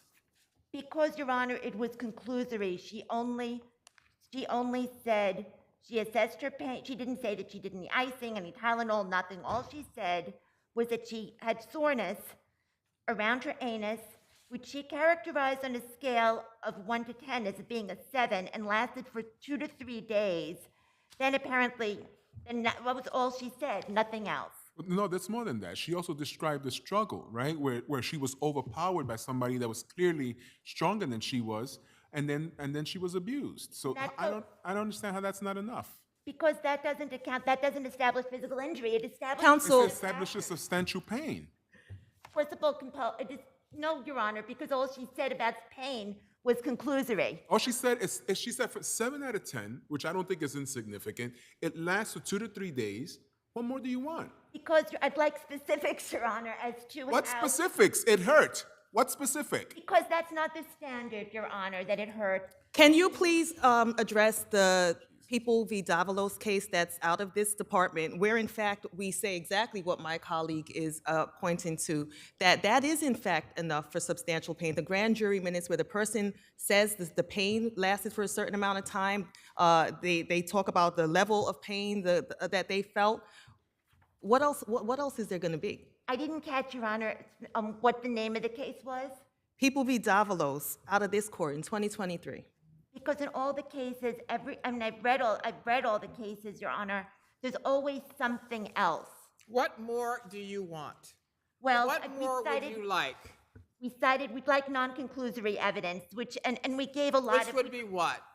Which would be, we cited a lot of different ways in our brief that there could have been something. Tell me one. Icing. She didn't say she iced it. She didn't say Tylenol. She doesn't have to... So, counsel, what if she didn't do any of that, but still had the pain for 2 to 3 days? So we discount it because she didn't put ice? Because she didn't put a lotion? Because she didn't take a pill? I'm not saying that we discounted, Your Honor. I'm not even saying... All I'm saying is that the people, they had the burden of proving non-conclusory. And it was met. It was met. She said she was overpowered by someone that was stronger than her. She had to fight this person off. He did what he did. She was in pain 7 out of 10 for 2 to 3 days. That's substantial pain. And Your Honor, that's conclusory that's all conclusory without... She is held down by a stranger. She is digitally penetrated by the stranger. You're going to tell me there's not substantial pain? She testifies as to the number of days that she was experiencing the pain. She gave it a 7 out of 10. And you're stating that that is insufficient because she didn't take Tylenol and she didn't ice her anus? I'm saying that they didn't produce any specific proof because substantial pain and physical injury has a very specific meaning under the penal law. And conclusory evidence isn't enough. And the other factors account for... Counsel, I just don't understand. If we have held in this department under Kearse that 7 out of 10, that estimation is sufficient. If we have held in this department that grand jury testimony is sufficient to establish the substantial pain, I'm not grasping your argument that what else do you need other than our case law? Something we would need grand jury testimony that would be more specific. It's not just that it's grand jury testimony. So counsel, really, I'm curious, what is it that you would want her to have testified to, other than the Tylenol and the icing? What else? Just something other than like conclusory. You keep using the term conclusory, and I don't understand what you mean by that. That it's conclusory. We have her testimony. She is the individual who went through this experience. She is the individual who sustained the injury, who sustained the pain, etc. So how is her testimony conclusory? Well, because it's an objective standard, Your Honor. So, counsel, are you saying you need medical records? Like, without medical records, you cannot establish substantial pain? What I'm saying is that there has to be something else, and in every single You keep saying that in such a general way. A person's testimony is perfectly good evidence, right? She gets up, she testifies, here is my pain level, here's what happened to me. That's perfectly good testimony. And when you keep saying she needs to be something else, but you're not saying what you think it is, and I sort of feel like you're saying she needs medical records. Like, so what else could there be? All the factors, Your Honor, that I laid out in my brief, and they did have, in terms they had forcible, I mean, they already got the points of forcible compulsion for all the other factors, like Your Honor was saying also. They already have factors for that. This additional 5 points is just a physical injury, which has a very specific meaning under the penal law, and we're saying that that was not met here. Thank you. Thank you. Good afternoon, Your Honors, and may it please the court. Stacey Nadell for the people. The people met our burden here to establish that the defendant inflicted physical injury upon the victim. The victim was a young woman who was waiting for the subway when she was ambushed by defendant, grabbed her on the shoulders. He tried to kiss her. He touched her vagina and her anus with his hand, and then he forcefully inserted his fingers in both her vagina and her anus. This objective nature of defendant's conduct, coupled with the victim's grand jury testimony, her subjective account, where she described, as we discussed, she described under oath a level 7 out of 10 of pain and soreness in her anus for 2 to 3 days. To the extent that defense counsel argues that that's not enough, it's plenty. To credit the victim's testimony is critical here, where she is describing, she's telling her story. She is facing a grand jury. She's recounting what happened in detail. She's describing her injuries. And that coupled with the objective act. Was there any evidence or testimony that would discredit her testimony in the grand jury? What was that, Your Honor? Was there anything that would show that her testimony was false or not, that she didn't actually feel 7 out of 10 pain? Not at all, Your Honor. I will Her testimony is unchallenged, right? Correct. It's unchallenged. She was under oath. There's nothing to contradict the veracity and the credibility of her testimony. Or how the assault occurred. That was unchallenged too, correct? Completely unchallenged, yes, Your Honor. And the people met our burden here, and there really is nothing else that is required to show that physical injury existed. Icing her anus is completely an unworkable suggestion, as well as any sort of photos that would be violative to the victim. The people met our burden here, and the 15 points for physical injury were warranted, and the SORA court properly adjudicated defendant a level 2 sex offender. Thank you. Thank you. No rebuttal, Your Honors. Thank you. Thank you.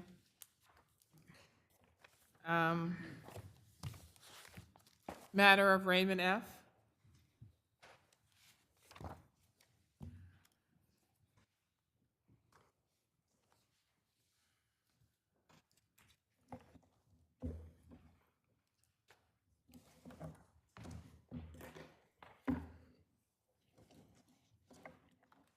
You may proceed.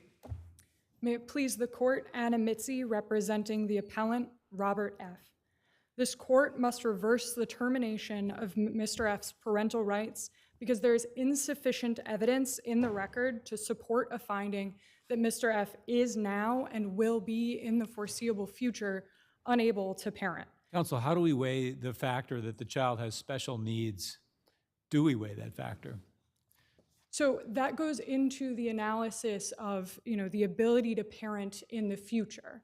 There is, part of that analysis should be how the parent and the child, are able to be together. That was not analyzed in this case by the agency's expert, as he admitted that during the testimony that though he was aware of certain challenges, he didn't consider the specific fit between the parent and the child. The agency's assessment of both Mr. F's current and future ability to parent stemmed from the assumption that Mr. F's IQ score rendered him unable to parent in perpetuity. Well, it was a little bit more than that, wasn't it? I mean, it was also his issues with substance abuse in terms of alcohol, his difficulty with hygiene and self-care, the condition of the home when there were home visits, his understanding of time management, et cetera. So it was not only any intellectual disability, there were other things that weighed into the assessment as well, were there not? For sure, and I want to be clear, no one disputes that Mr. F has been sober for quite a long time after actually having gone through an intervention specific for people with intellectual disabilities, successfully learned to become sober and stayed sober.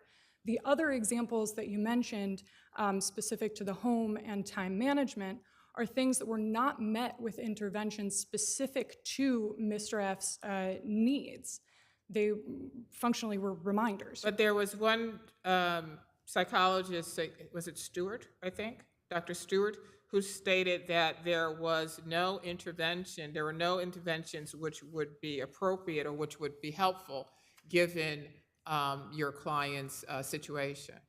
That's correct, Your Honor, but if you look at that testimony, you'll see that Dr. Stewart was analyzing the question of whether or not Mr. F would be able to parent independently.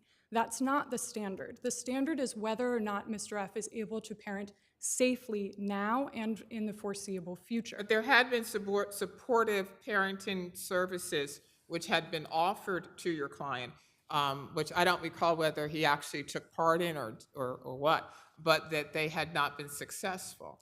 There was a discourse about what food or something he would give the child if there was something wrong, if the child was suffering from... I can address those one at a time. So first, regarding the supportive parenting services, those were offered to Mr. F with a previous child. He did take advantage of those services.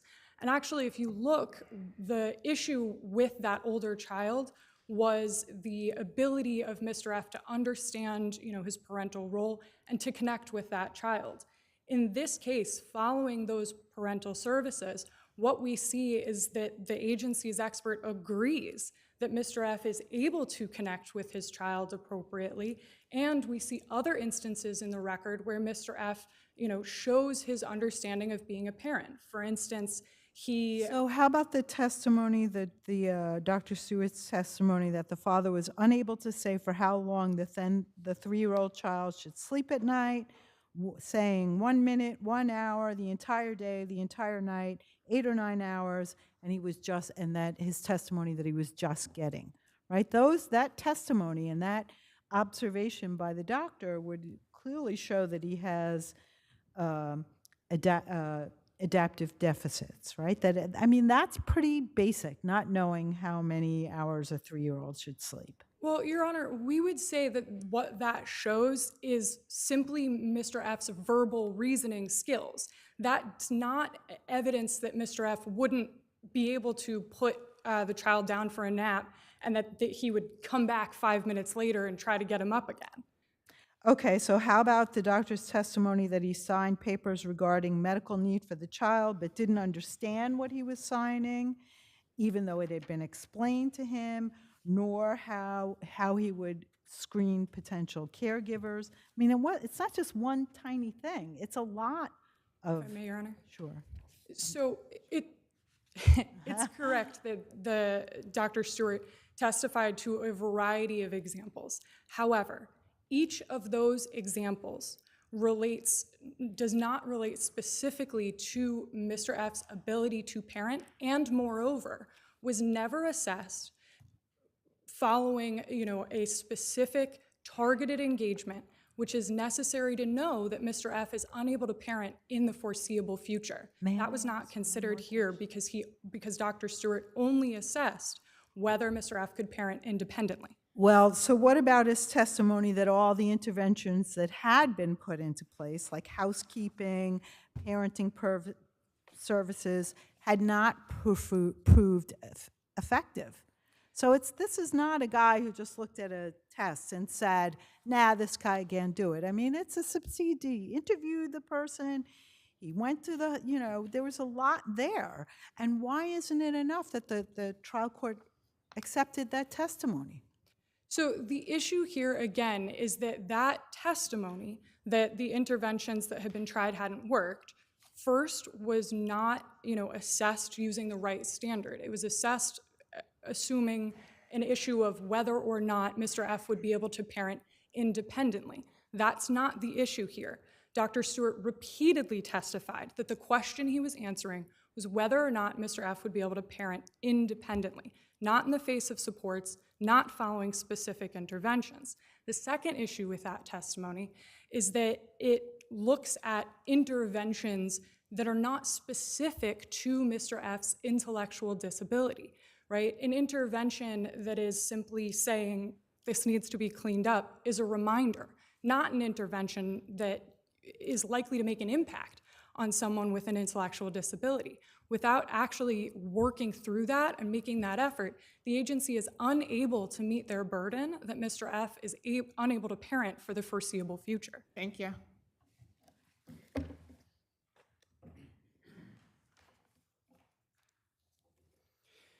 Good afternoon, Your Honors. May it please the Court. My name is Jeffrey P. Berman, and I represent the respondent, HeartShare St. Vincent Services. So did these interventions take into consideration the petitioner's intellectual disabilities?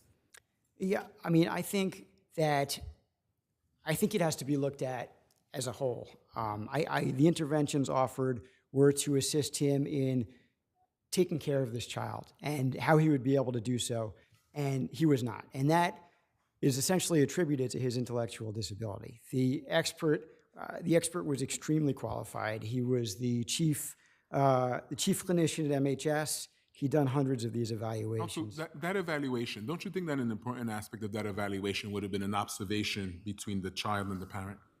So, Your Honor, he addressed that, right? He said that what he did was he reviewed, instead of seeing the child and the parent together for maybe an hour or two, he instead reviewed hundreds of pages of agency progress notes, which described him and the child together over a period of years. So he thought that was far more helpful in his evaluation than just an observation for an hour or two of him and the child together. Going forward, the appellant called his own witness. This witness was found to be not credible. It's essentially uncontroverted, given the fact that the witness for the appellant was found to be not credible by the family court, not just because she was hired to perform a essentially critique of the Dr. Weber's report, but because she actually had a conflict that she failed to disclose.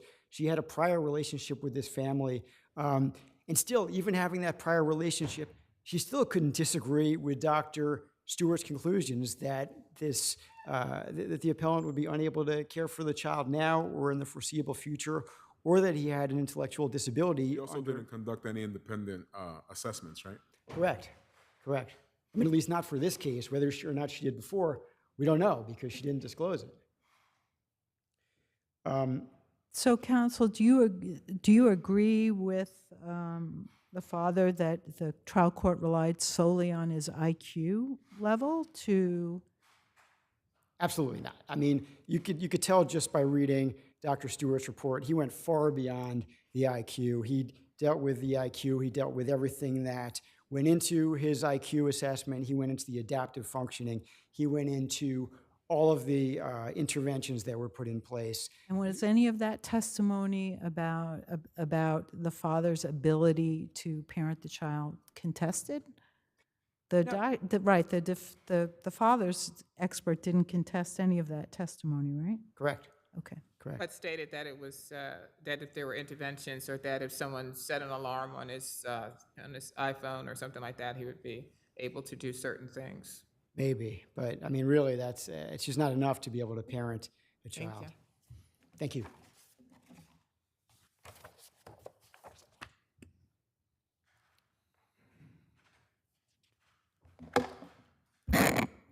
Good afternoon, Your Honor. Judith Stern on behalf of the child. I'm not going to repeat what's already been argued. I just would like to point out two things. I mean, one is I can provide you with an update about the child that's in the brief. Child is 10 years old, almost. Child is 10 years old. He's been in care since birth with the same pre-adoptive family he's living with now. And the child is autistic?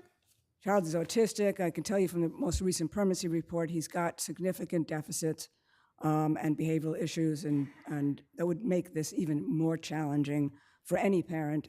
How let much alone- time did the child spend with the father in terms of visitation, et cetera?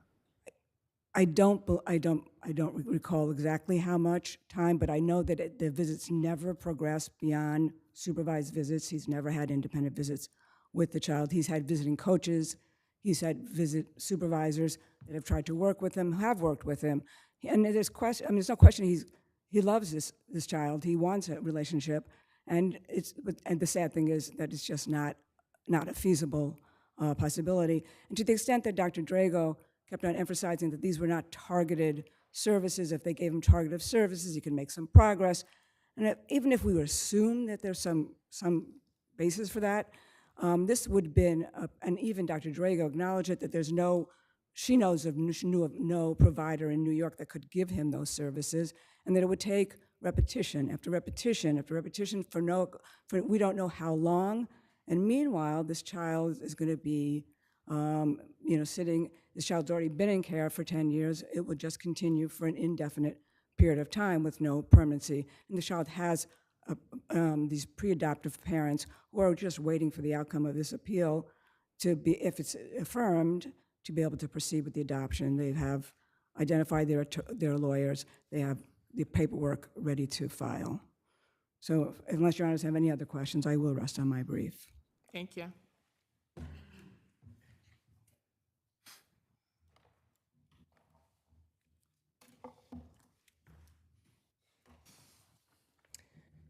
Your Honors, I want to start by making clear that we're not contesting that there are deficits in this case. What we are contesting is whether there's sufficient evidence on the record to show that Mr. F can parent in the future. That has not been shown. Are we kind of like in the future? I mean, this child has been with these pre-adoptive parents for almost 10 years now. So we're in the future. And during that period of time, wherein there have been interventions, there have been attempts to assist your client, they don't seem to be successful, to have been successful. And also we have issues with the child in terms of the child's needs. So I'm not sure how much further should we go. We're already 10 years in, and there has not been any progress by your client. So is that not a kind of a indicator as to what the future would hold? No. So what the record shows is that where there were interventions specific to Mr. F's needs, the supportive parenting services and the substance use counseling by a service specific to people with intellectual disabilities, he was able to make progress and he was able to better, parent his child. So let me just ask you, didn't the expert testify that for the foreseeable future, the father could not parent the child? Your expert, Dr. Drago. So what Dr. Drago was testifying to was based on Dr. Stewart's testimony alone. What she was saying was that, she did not conduct any. Okay, so and Dr. Stewart testified with a degree of medical certainty that the father could not parent. That's correct. In the foreseeable future. And your expert didn't challenge that. So that's the only testimony there is, and it's unchallenged, correct? So what that testimony is that he's unable to parent for the foreseeable future independently. That's not the correct standard, and so that testimony is insufficient to meet the agency's burden. Okay. Thank you. Thank you. Tuckahoe Realty versus 241 East 70 Tenants Corporation.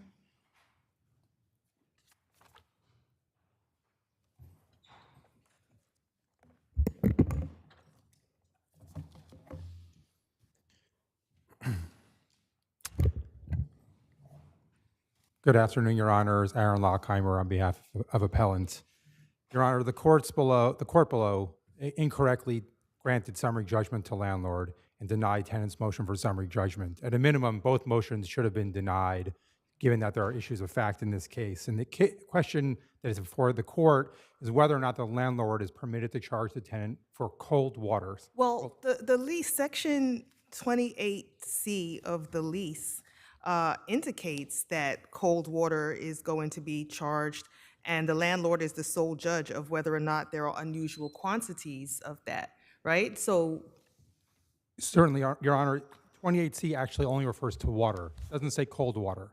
And I think that's a key point because you have that part of the lease, section 28C that Your Honor pointed to. 28C says water for ordinary lavatory purposes.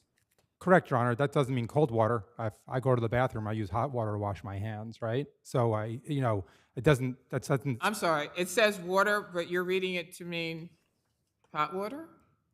Well, all I'm saying is it doesn't mean cold water specifically. And there's section 37 of the lease, which indicates, section 39 of the lease, which speaks to hot water, which is included as part of the lease. So there's section 37 of the lease says that the cost of heat and hot water are included in the rent. Yes, Your so Honor. that would exclude cold water, right? And that excludes cold water, but then section 39 of the lease states that the tenant is entitled to the same services that the residential tenants receive, and services includes cold water. And in fact, Your Honor, section 39 also indicates that to the extent the tenant needs special services, that the tenant has to pay for those. So if you have to pay for special services, the implication would be that services without the special, the regular services, if you will, are included. And services, the landlord concedes under the proprietary lease, includes cold water. Does that mean the 28C is just a nullity then? Yes, Your Honor. And the lease rider, based on the terms of the lease rider, which trump the form provisions of a lease, given the specific terms contained in the rider, we contend that cold water was addressed within the rider terms, sections 37, 39, 37. And also, say we don't agree with you about that. The Supreme Court said it wasn't disputed that some of the subtenants are, in fact, using more than ordinary lavatory water for other than ordinary lavatory purposes. You don't disagree with that, right? You've got a HVAC, you've got some refrigeration going on in these places. One is a hair salon or a nail salon. They're using a lot of water. So you don't dispute that there's water use beyond ordinary lavatory purposes. Correct. I don't believe that's disputed. The question is whether the landlord is permitted to charge for cold water. That's the question that's really before the court. So let me just I understand that your position is that you don't dispute the fact that ordinary lavatory purposes are in the sole discretion of the landlord under 28C. You're saying that they shouldn't distinguish between hot and cold water. Does it matter if it's above the ordinary level? I'm not sure if I'm just understanding if you're saying that the 28C doesn't distinguish, but it's just water, right? But ordinary lavatory use water, anything above that in the landlord's sole discretion they can charge for? Is that that's what 28C says? Correct, but then you have to look at the lease rider, which addresses hot water, right? Hot water is included, so they can't charge independently for hot water, so that addresses hot water. And then there are sections 37, 39, and 43 in various ways. Our position includes cold water, right? So there are the services that are provided to the residential tenants, which includes cold water. Residents don't pay for cold water. It's part of their maintenance. So if the cold water was part of the water above ordinary lavatory use, they couldn't charge for that? Based on the lease rider, which states that the terms of the lease rider trump the terms of the... So, Counsel, you would have us just outright reject paragraph 28 and instead of harmonizing it with the rest, right? What does it matter if it's hot or cold water? I think the thrust of 28 is if you use excess water, that there's a charge. Why can't we harmonize it that way? Because the lease rider says if there's an inconsistency between the rider terms and the form, then the form falls away. But rules of contract interpretation also say that you don't want to throw away a section of a contract when it could be harmonized. Well, Your Honor, I believe there are other sections. So, for example, there's... Yes, the answer is you want to harmonize them, but there is the explicit provision that permits the exclusion of terms, right? That's what the lease says. The lease rider, paragraph 35, explicitly permits the exclusion of a term if it's inconsistent with what's in the rider. Thank you. Thank you, Your Honors.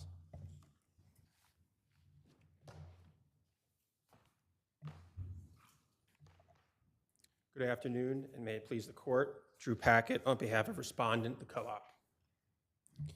The court below correctly found that this matter is squarely addressed by paragraph 28C of the subject commercial lease. That provision expressly and unambiguously provides that where the tenant uses or consumes water for more than mere laboratory use, the co-op may install a submeter, and then the tenant is obligated to pay for the consumption of that water. In reading this provision, the trial court correctly applied the undisputed relevant facts that the tenant uses and consumes water for more than mere laboratory use, that the co-op installed a submeter to measure that use. That submeter, was it measuring the difference between hot water and cold water, or was it just? Yes, so in harmony with paragraph 37 of the rider, which omits hot water from rent, it measures only the cold water.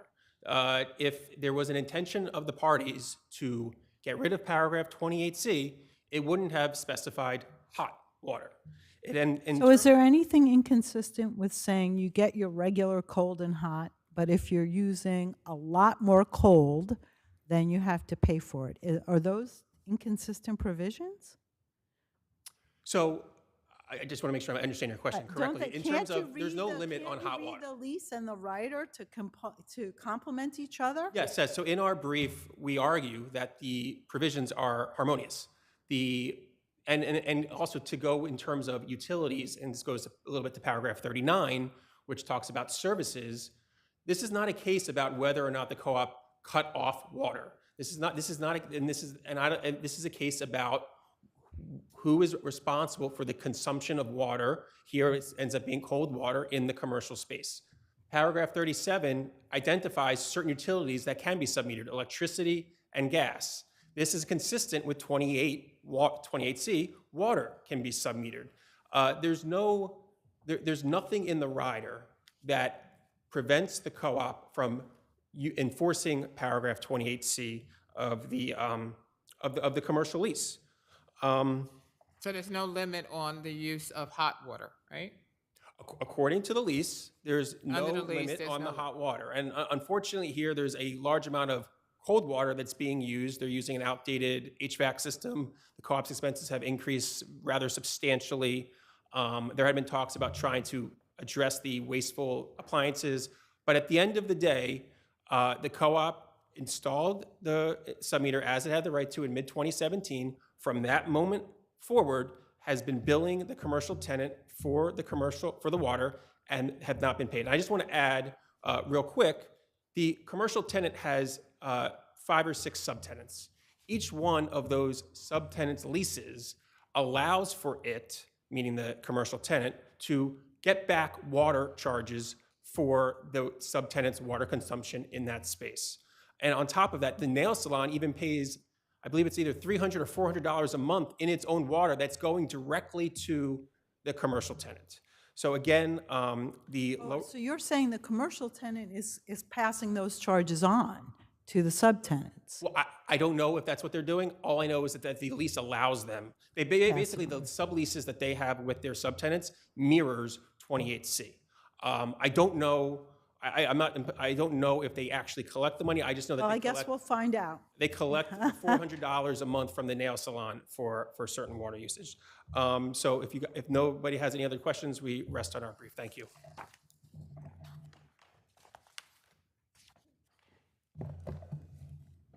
So to pick up on that point, Justice Kirkpatrick, I'm sure you were going to ask about the water charges.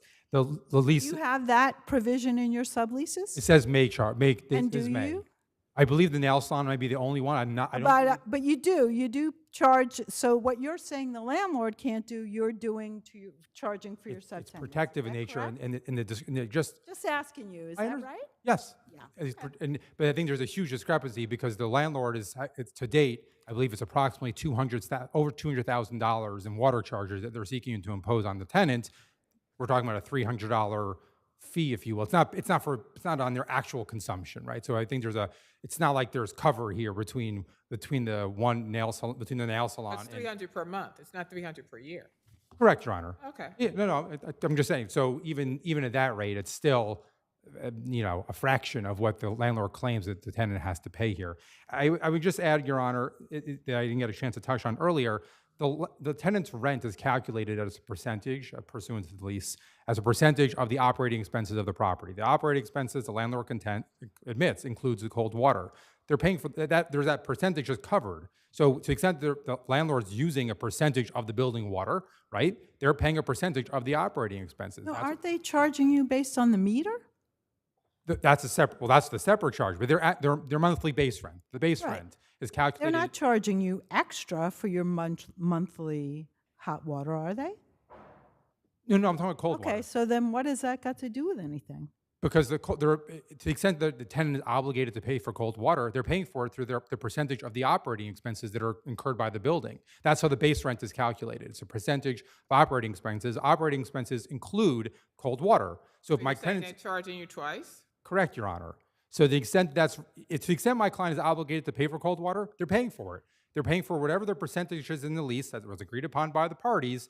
That they're paying that obligation already. And you're saying that is controlled by or stated in the base lease? Correct, Your Honor. That's, if I may. Please. It's in paragraph 43 of the lease rider. It explains how the monthly rent is calculated. Thank you. Thank you Your both. Honors. Sandoval Morales versus 164-20 Northern.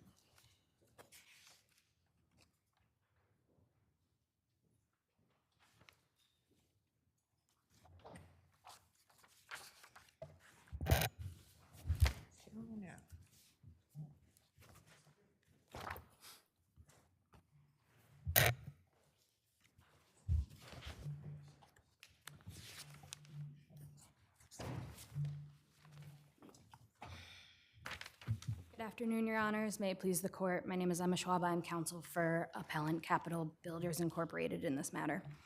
Ultimately, the underlying facts here are relatively simple. Plaintiff, an employee for Paramount Painters, was injured when she entered into a cordoned-off wash closet and was ultimately struck from overhead by a water valve. Although there are competing theories as to how the water valve fell, which I will address in turn, the record contains ample support that the water valve was placed on an 8-foot ladder by a plumber employed by New Era. Plaintiff's sole remaining causes of action are as to Labor Law Section 200 and 241-6. I'll first address Labor Law 200. Ultimately, plaintiff has failed to establish a claim under Labor Law 200 pursuant to either the means and So method. there is a dispute as to whether the valve was on a ladder or whether it was in the floor above, right? Correct, Your Honor. So ultimately, the overwhelming support in the record establishes that the valve was placed on the top of an 8-foot ladder by New Era plumber Benny Velez. He testified as to as much. He had been working in that subject wash closet immediately prior to plaintiff's accident, and then he ultimately later confirmed that the valve he placed on top of the ladder. He said he cordoned off the closet also, right? I'm sorry? He said that when he left, because he had to go do something, he cordoned off the closet as well? You're correct. He left the wash closet and ultimately placed caution tape across the doorway. Around 5 to 10 minutes later, he was then notified of plaintiff's injury. But as I stated, the overwhelming evidence supports that the valve was placed on top of the ladder. So you've got to at least concede there's an issue of tribal fact about where the valve was, right? We would not agree that there is an issue of fact as to where the valve was, as stated. All right, so then let's go with your version, which is a means and method question, correct? Sure, so ours is a means Okay, of... so Mr. Brostock, who I'll call him Marco because Brostock, I don't know if I'm pronouncing his name correctly, didn't he have sufficient supervisory control over what was going on in that closet and over the plumber? Yes, so ultimately, Mr. Borostek did not have actual supervisory authority over Mr. Velez's work, nor the He work told Mr. Velez, I need you somewhere else in the building. And Mr. Velez, didn't say, should I jump? He said, how high? And he went to the other part of the building. Correct, and ultimately, we think that does go to Capital's ability to have mere supervisory control over the project overall. It goes to Capital's ability to coordinate the trades to advise where they should be working on any given day. Ultimately, though, Capital did not instruct Mr. Velez, and he testified to as much as to how to perform his work. Mr. Velez stated specifically that he was operating under his own instruct and his own control.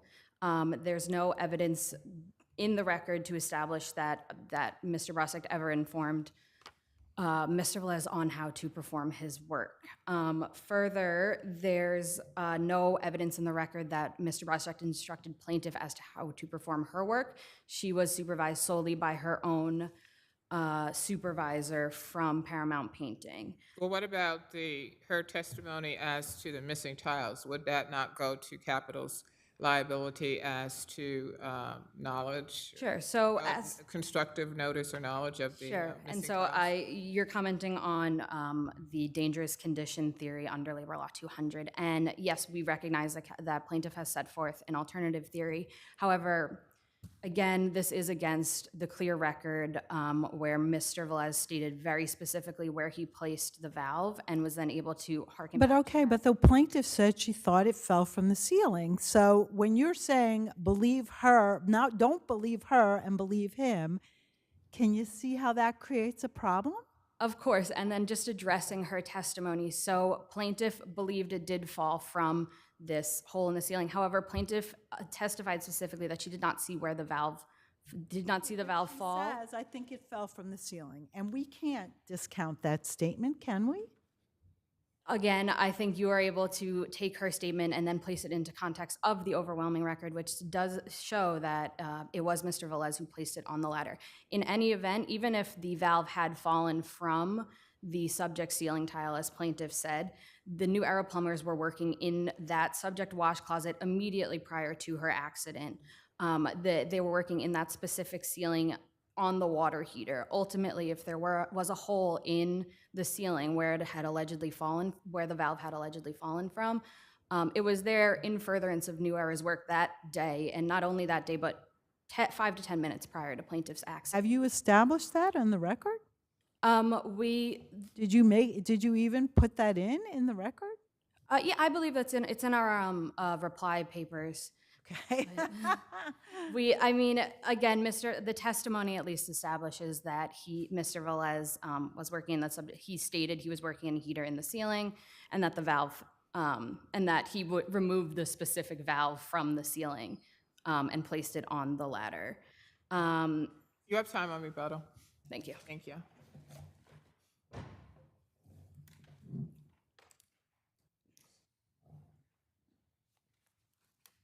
Good afternoon, Your Honors. I'm Judy Shamitzi from Wilson Elster, and today I am here for Northern Boulevard. I did want to address first the timeliness issue with respect to the motion, only to say that given that all of these summary judgment motions were pending at the same time, and since the plaintiff's own motion had sought relief beyond the original motion that it moved on the trial court correctly, I believe exercised its discretion in entertaining the entirety of that motion. I believe that the same grace should have been given here to Northern, and that its motion also should have been heard on that exact same theory that the plaintiff's entire motion was heard.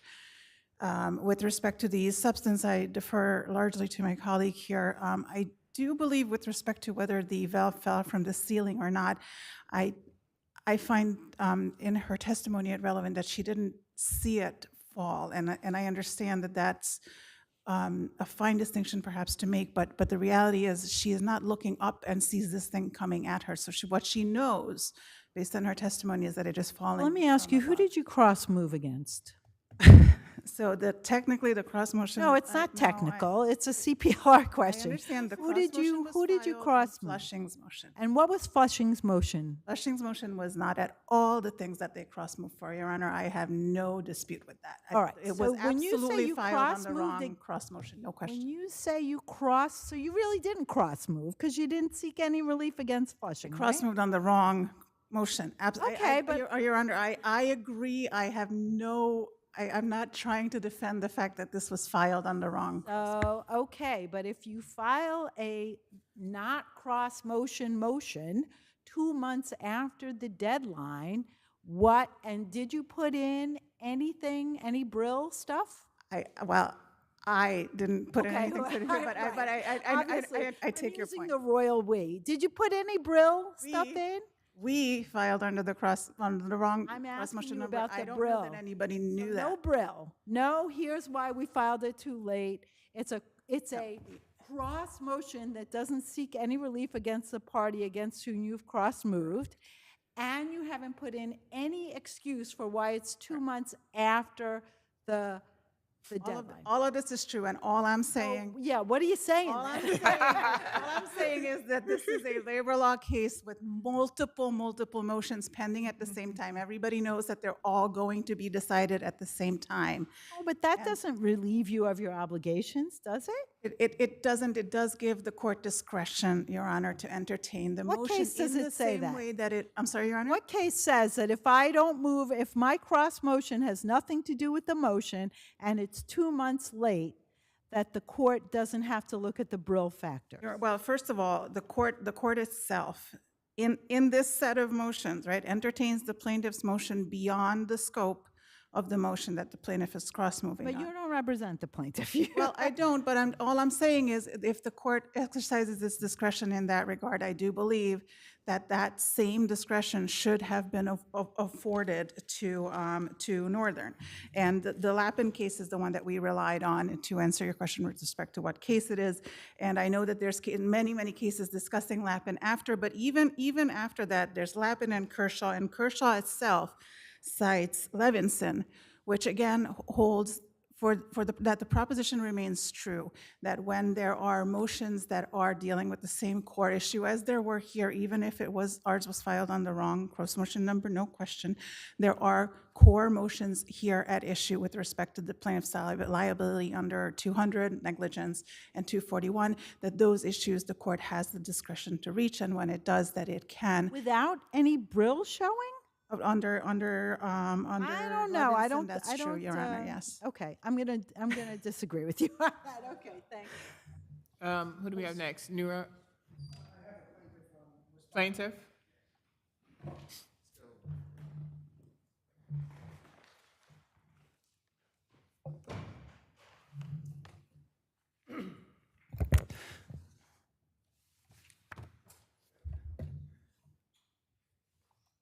Whenever you're ready.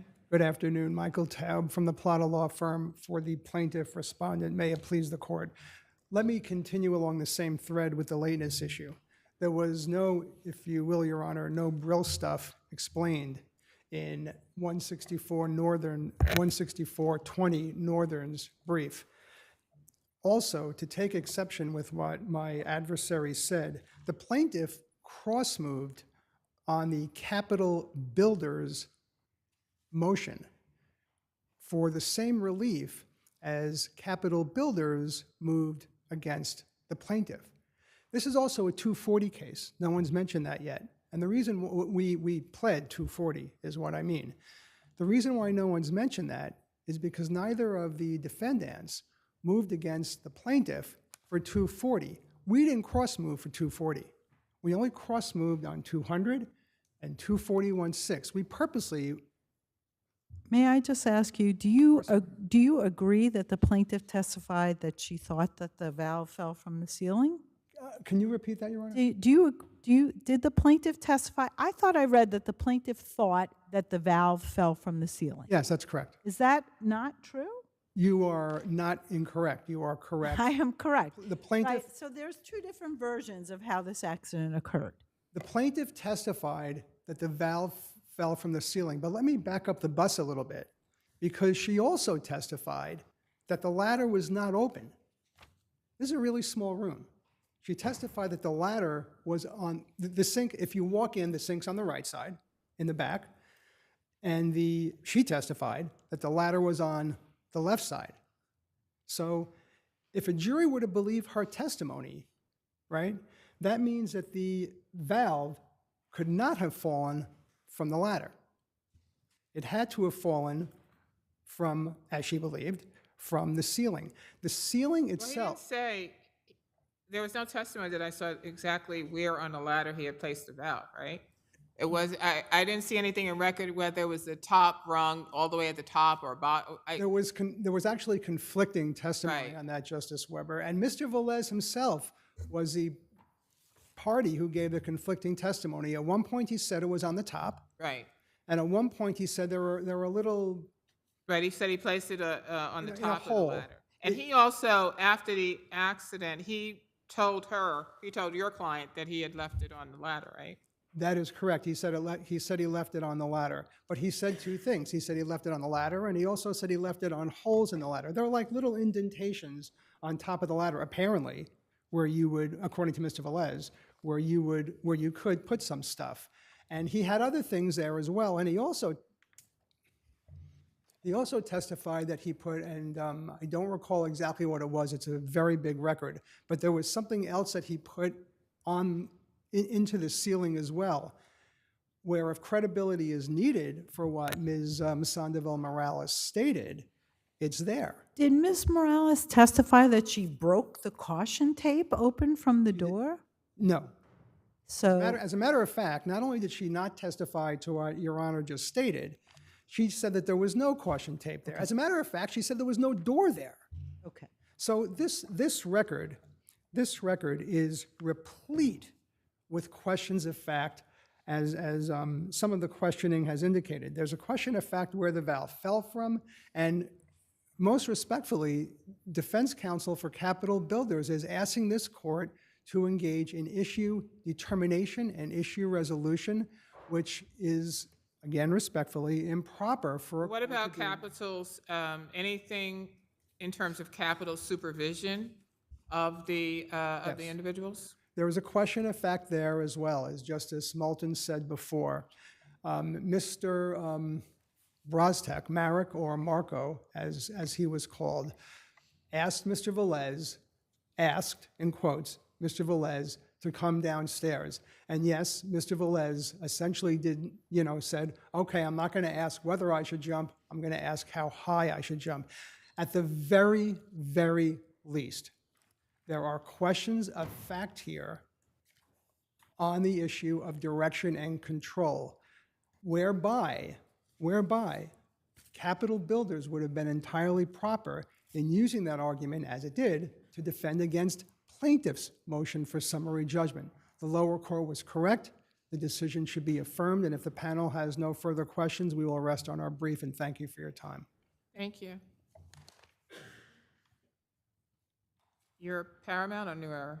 Good afternoon, Your Honor. Edward Tobin, Gallo Vitucci Killar for New Era Mechanical Corp. Thank you. I'm, as plaintiff's counsel has so eloquently stated some arguments, I'm going to focus on the contract between Mechanical and New Era.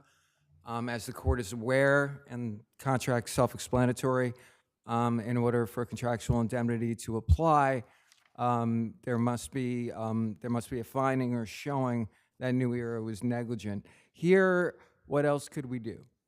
The ladder is a question of fact here, but the ladder arguably was placed against the wall, and there was cautionary tape. Put outside, and there's a question as to whether the cautionary tape was supplied by New Era or by Mechanical. Mechanical exercised complete supervisory control, and we followed their instructions, and we followed their directions, and we did everything we could.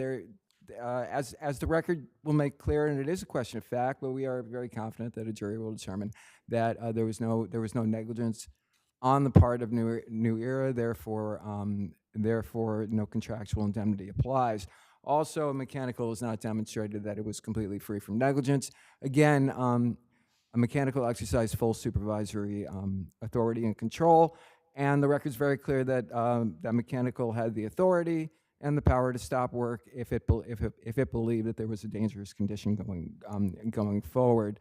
As Mechanical has not demonstrated that it was completely free from negligence, all common law claims for indemnification and contribution cannot be dismissed, and of course this should proceed to trial.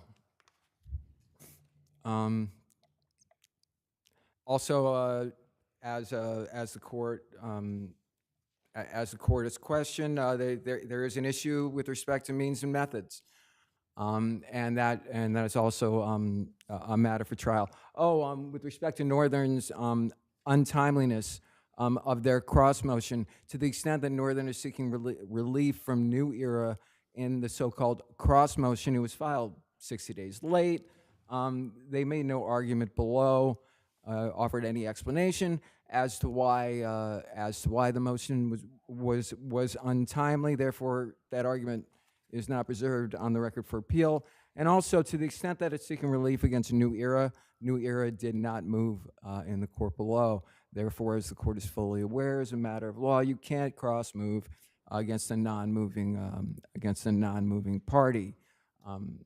Therefore, with respect to Northern, it's on the untimeliness factor alone, the appeal should be denied.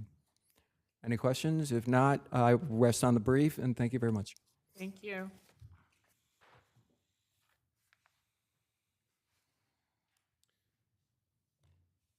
Good afternoon. My name is Paul Golden. I'm from the firm Hannum, Ferretic, Prendergast, and Merlino, and I am representing Paramount Painting Company. In the original motion papers, my adversary, when they were seeking contractual indemnity, cited cases and tried to make arguments about the arising out of language, which is in certain kind of contracts. By the way, their arguments were very, very short. It was just maybe less than a page. We responded by saying, no, it's not an arising out of contract. You have to prove negligence. The court below... And also the absence of their own negligence, just like New Era also has that argument, that if we sustain a Labor Law 200 claim against Capital, then we can't, at this juncture, say that there's a contractual modification, correct? Yes, correct. The court below said not only that it wasn't proven, that our alleged negligence wasn't proven, the court below said that Capital fails to raise any arguments suggesting that Paramount was negligent. Now in the brief, it's the same thing. Been there, done that.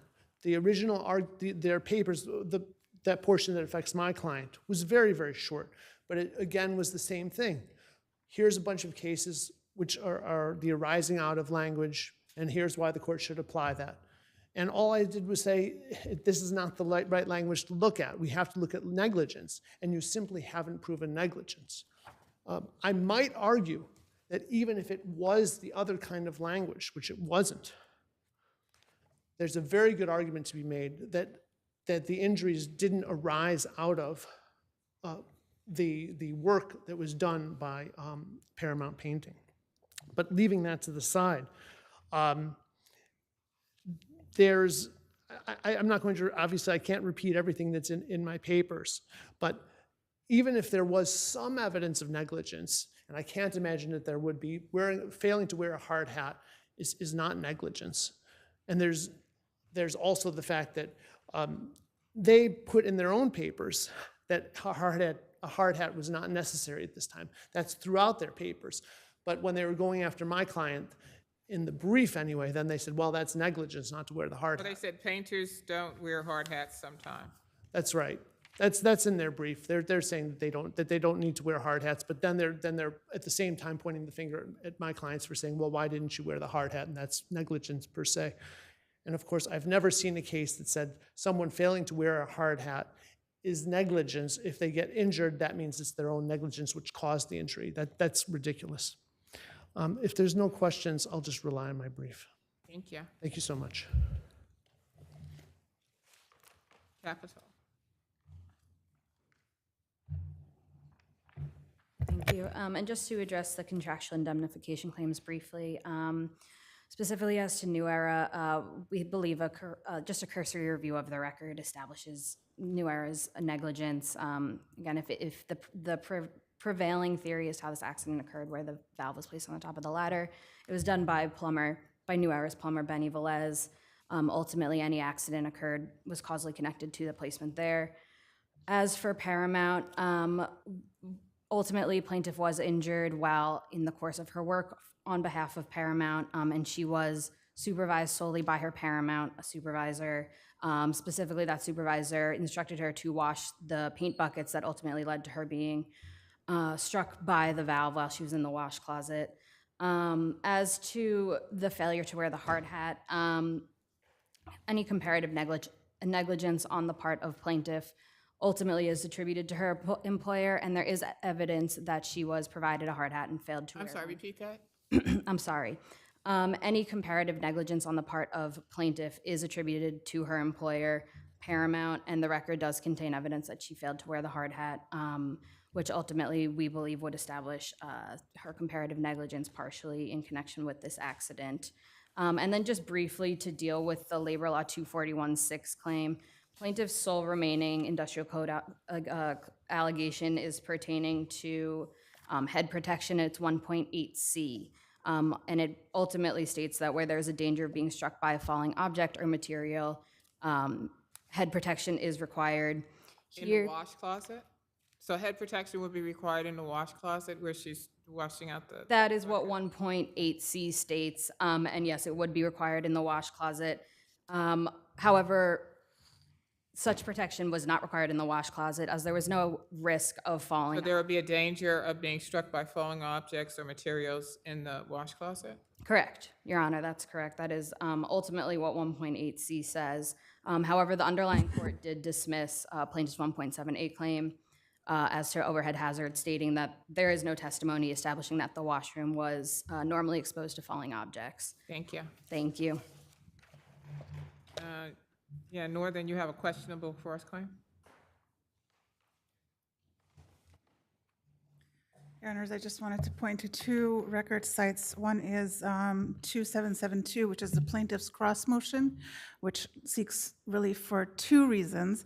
Yes, point one is 3212 against the moving defendant, but point two is seeking affirmative relief to amend the Bill of Particulars to add an entirely new section, code section, and that, by the way, is the only code section we're here talking about. So they withdrew all of the code sections that they had originally claimed, came up with two new ones. One of those two new ones is 1.8C, which is what we're talking about here with respect to the hard hat, which I raise only to say that the plaintiff's cross motion went beyond the scope of the motion that they were cross moving on. That is my only point with respect to that. And other than that, I argued with respect to the substance of the 1.8C claim.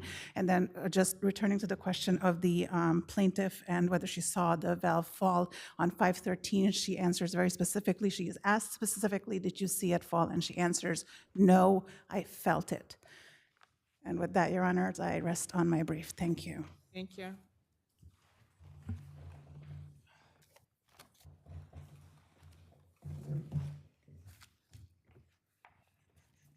People v. John McDaniels.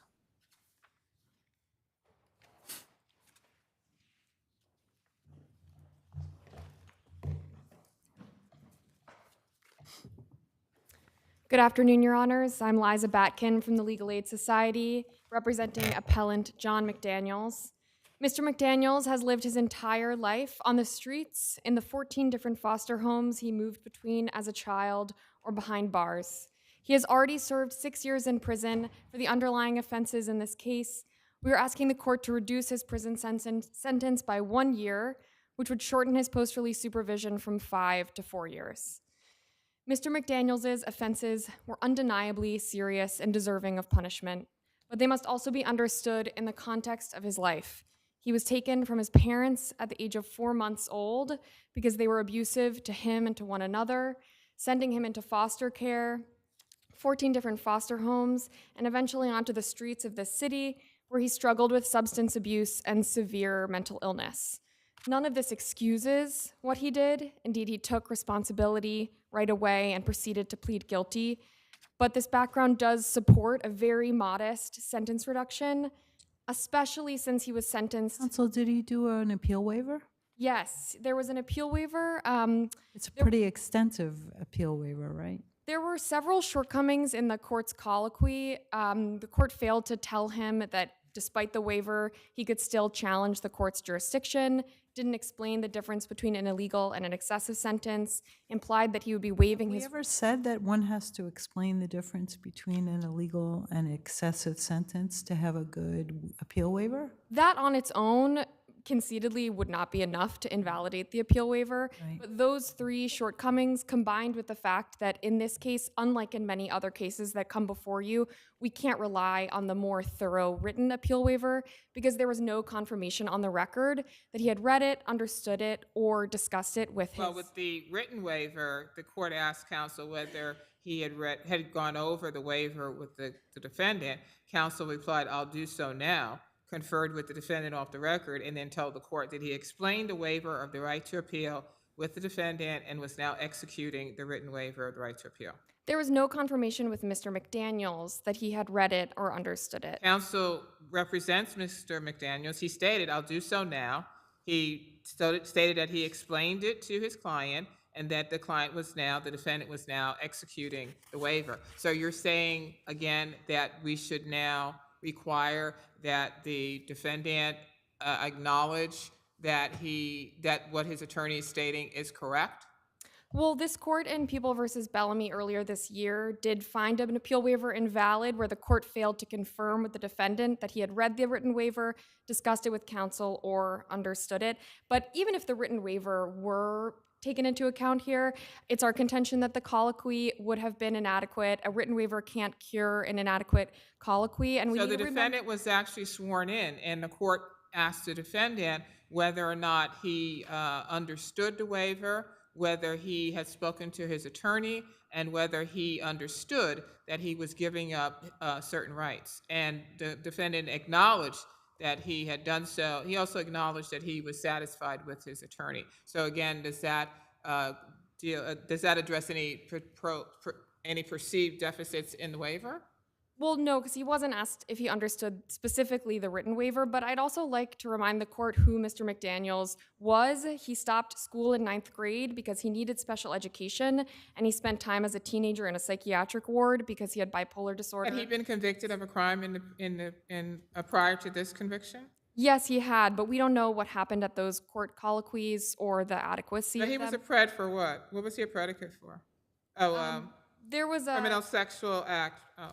Yes, that he committed when he was 18 years old. And in this instance, these were two street robberies of strangers on the street, right? That's right, Your Honor. Thank you. Thank you. Good afternoon, Your Honors. May it please the court. Elliot Robert Hamilton for the Office of the Bronx District Attorney.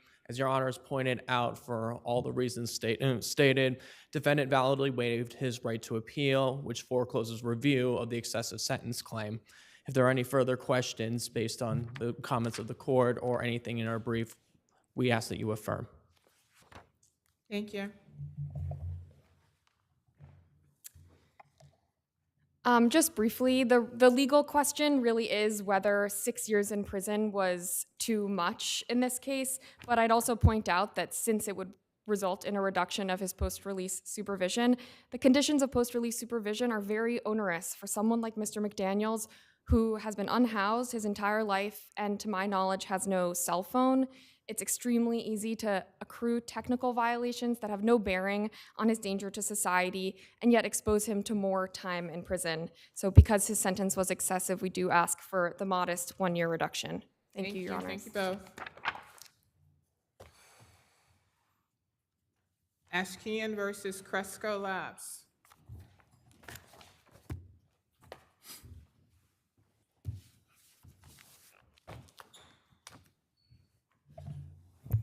Good afternoon, Justices. My name is David Schlansky, and I represent the appellant, Stephen Ashikian. This is a case that relates to a business matter from the Commercial Division in New York County. There were 2 earnouts that were subject to the summary judgment motion and decision of January 9, 2023. We tried the other matter last week. We're here about one of the earnouts that relates to new dispensaries. So this matter was dismissed by summary judgment on the basis that the language that is in the contract that talks about award of new dispensaries was not met. And what is the core factual issue that was not heard, that was not tried, is that those dispensaries, in fact, exist. And they exist either because they were awarded by the MRTA, the legislation by the legislature that took place in 2021, or by some form of immaculate conception. So effectively, they exist in reality, but the plaintiff did not have an opportunity to put on that case. And there's a lacuna that is in the contract as written that was represented by the defendant not to be material in any way, that inserted the term license, which, given the context of the contract, clearly relates to the concept of allowance versus a license, a piece of paper that somebody puts on a wall, that has become pivotal in this case. And so in the actual summary judgment motion decision, there's a very telling point, which is telling for a reason that's not obvious. So this is the January. Basically saying that the word license is a scrivener's error, is that correct? Well, it's a great question. It could be a scrivener's error. It could be a mutual mistake. It could actually be something that was misleading as represented to mean something congruent with the concept that the availment of these dispensaries, which is exactly what the MRTA did, which is exactly what's been proven in the real world as the state of affairs that exists today, that somehow required an additional piece of paper, something that is, of course, always a ministerial obligation of a regulatory agency. The regulatory agency being the CCB, right? They're the ones who license. Now, this is exactly the semantic confusion. There is a ministerial function whereby an agency gives an allowance of particular things about where the location can be, what the security plan needs to be, and so forth. But the actual contract specifies availment. It says how many additional dispensaries are awarded. The legislation, the MRTA, awarded additional licenses, not licenses in the sense of pieces of paper on the wall, but awarded dispensaries, additional dispensaries, mechanically by way of the legislation. But Counsel, I mean, when you go on, you're quoting from section 3.1, but if you go down to 3.11, it mentions dispensary license. It says license in at least 3 or 4 separate places in there. I'm just wondering. 2. 3. I see 3. Okay. But yes. I'm just wondering, with these sophisticated parties, that they're not pro se litigants, but representing themselves. I mean, they've read this contract, they've read this agreement, rather. Well, so first off, license in that context is informed by the operative clause, which talks about award additional dispensaries. It doesn't mean a piece of paper. It means the availment or the award of the dispensaries.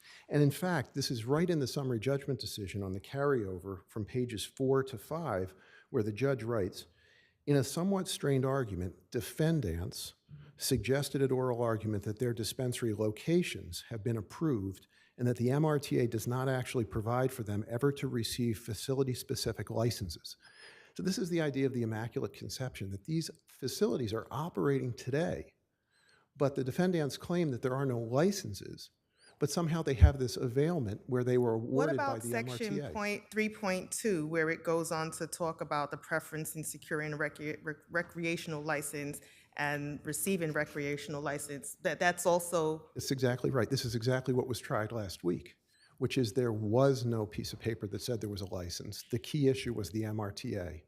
And the question was, does the MRTA sufficiently avail the adult use? And even though it uses the word license, the context clearly is, and this is why it was a triable issue, the context clearly is the availment, the award of the ability to operate, not the piece of paper that goes in the unit. Thank you.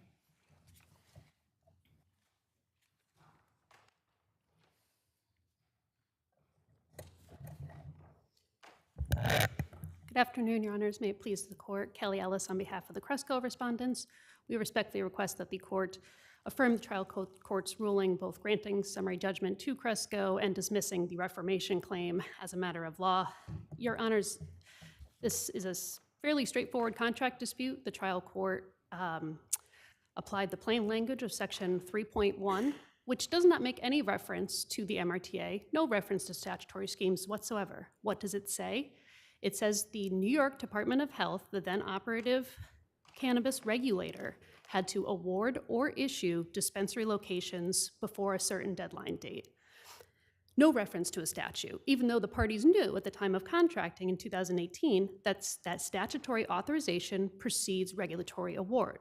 Also, the Supreme Court in the second decision makes the point that 3.2 also shows that the parties knew how to make legislative action as opposed to regulatory action, the triggering event.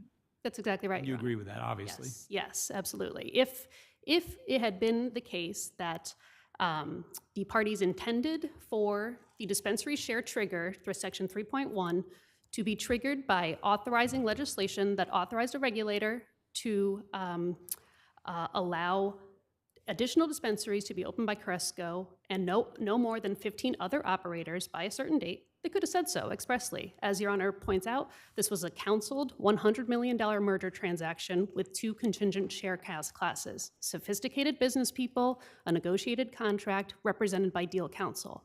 This is not, there's no basis to focus exclusively on one word. I think counsel calls the license, the term license pivotal. The term license does not stand in isolation. It stands with other affirmative contract terms chosen by counsel and the sophisticated parties. Things like the New York Department of Health, the regulator. Terms like award and issuance. It doesn't talk about statutes permitting, authorizing, anything to that nature. So interpreting the plain language of the contract and the undisputed fact that no additional dispensaries were awarded by any regulator prior to December 31st, the contractual deadline date of 2021, it mandates only one conclusion, and that is the one affirmed by or reached by the trial court. Similarly, the plaintiff is not entitled to reform the contract, as we laid out in our papers. Reformation is an extraordinary remedy. The Chimart v. Paul case by the New York Court of Appeals, that's a pivotal case, right? It says that procedurally and substantively, that doctrine is limited, and courts are not in the business of rewriting contracts, especially ones that are commercial contracts represented by, negotiated and represented by deal counsel. There's no evidence of joint intent or mutual mistake. If anything, if the plaintiff believes that he entered this deal thinking authorizing legislation was enough for Section 3.1, that is at best unilateral mistake. It does not entitle him to reword the contract and seek a multi-million-dollar contingent payment that our clients never agreed to. Unless there are other questions, we rest on our papers. Thank you. So Your Honor's question about the Department of Health is important and relevant. So this is a good case for reformation. It's also a good case for mutual mistake, and it's also a good case for a scrivener's error. At the end of the day, this contract was signed years before the legislation. The determination date was the end of the year 2021. There was no Department of Health after that legislation. But the result of getting the actual dispensaries, of having them awarded, happened. So the idea that this is some pathway-specific outcome that only matters if the Department of Health versus the Cannabis Control Board, or the legislation as a supervening event that reaches in and does the thing itself, somehow negates the value or the intent of the parties. In fact, the intent of the parties is shown by evidence that's in the record, which is it was represented that these changes of adding in these words license, which were not in the prior draft, were immaterial and changed nothing. So if the parties didn't intend that the specific words of award additional licenses would be the thing that's the umbrella that governs everything, then it would make no sense for somebody to represent that these words mean nothing. License is susceptible to two different interpretations, at least two. One of them is that the availment of doing the thing, the award of the additional dispensaries, which in fact did happen timely by the deadline date, by the MRTA, it's one interpretation. The other interpretation is a piece of paper that has to go on the wall, which again, in the summary judgment determination, is something that the defendants have represented. There never has been, in that sense, a license for these dispensaries. There are just site-specific approvals by the agency. So however one slices it, this is a complex issue. This is exactly what we had last week, is a complex trial in the commercial division. This matter is not crystal clear and cut and dried as a matter of law. Thank you. Thank you both. Sandoval versus 201 West.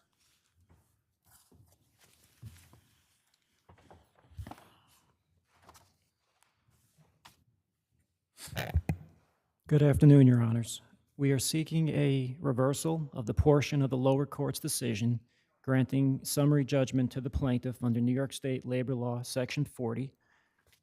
We are also seeking to have the lower court's decision reversed as to the denial of summary judgment to my client on cross claims for contractual indemnification and failure to procure insurance.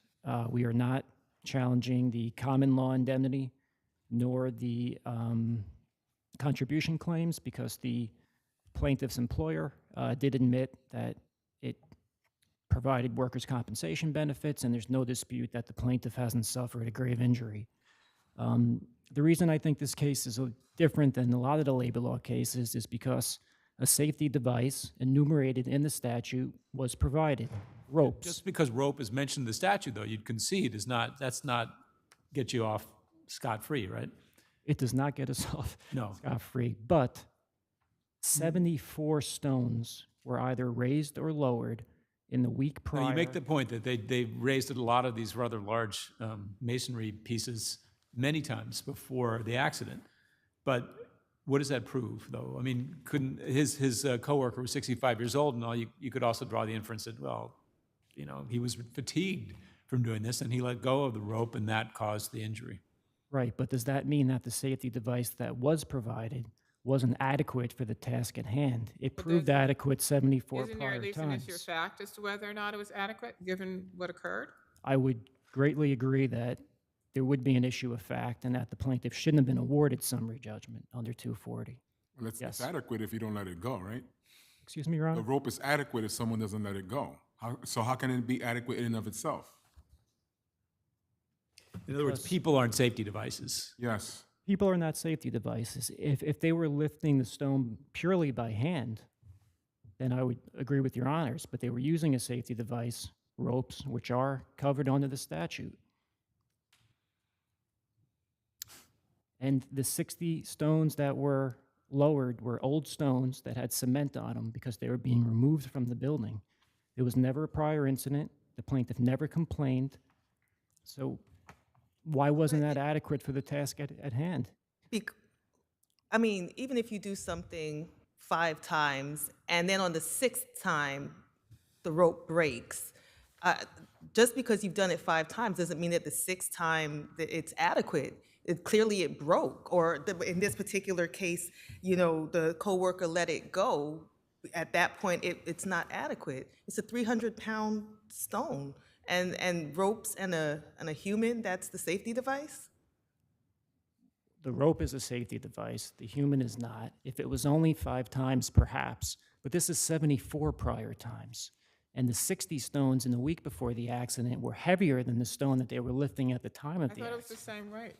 It wasn't the same weight?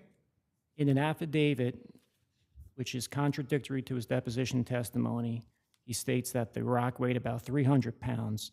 But if you go through his actual deposition testimony, he's saying the old rocks were heavier because they had old cement attached to them. These were new stones being lifted now. But the stones were being lifted by the rope, and what caused this accident is because the coworker let the rope go, the 65-year-old man, he let the rope go. Right, so clearly it wasn't adequate, because if it was adequate, had he let it go, nothing would have happened if it was adequate. But it wasn't adequate because he let it go, and here we are. But can we say that as a matter of law and grant plaintiff summary judgment on the issue? I think that's what our case law says. So, and didn't Diego Tomei? The Tomei? owner of Idris, Yeah, yes. didn't he testify that this wasn't adequate? He testified That that the rope wasn't adequate? if he was Is there present, anyone, yeah. any other evidence other than that evidence to show that this wasn't adequate?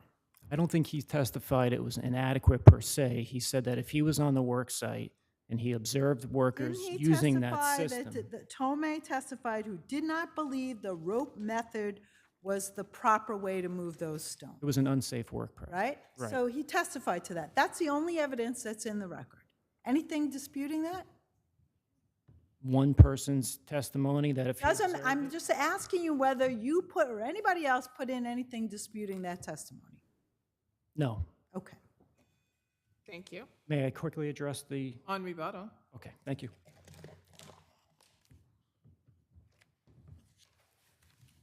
Patrick Brophy, McMahon, Martini, and Gallagher for third-party defendant respondent address.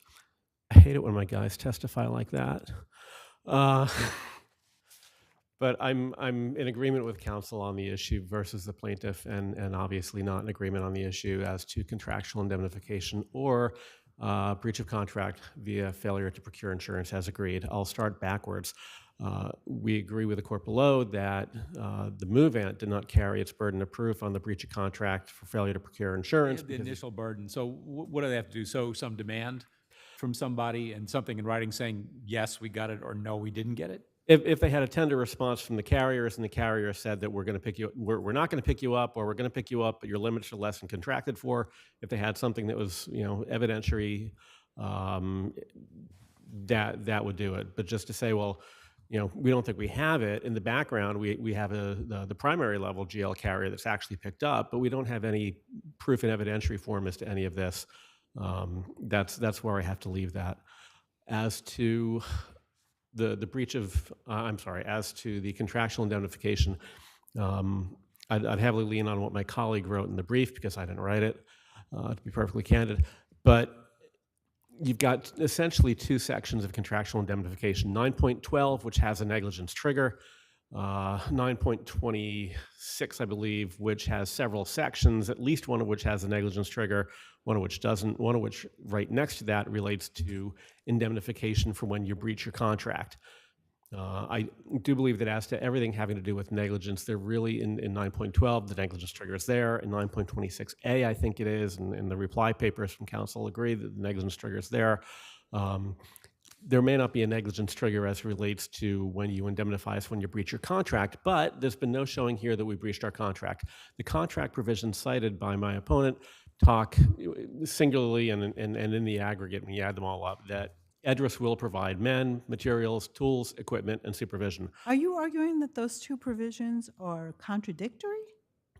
My colleague took it that way in the way that Well, she wrote it. that's what, right? I might So not have written it the same way. If it says, if 12.6 says, in addition to argue Article 9.12. Yeah, so it's not. Right? I'm not So really then going what on are you that. arguing?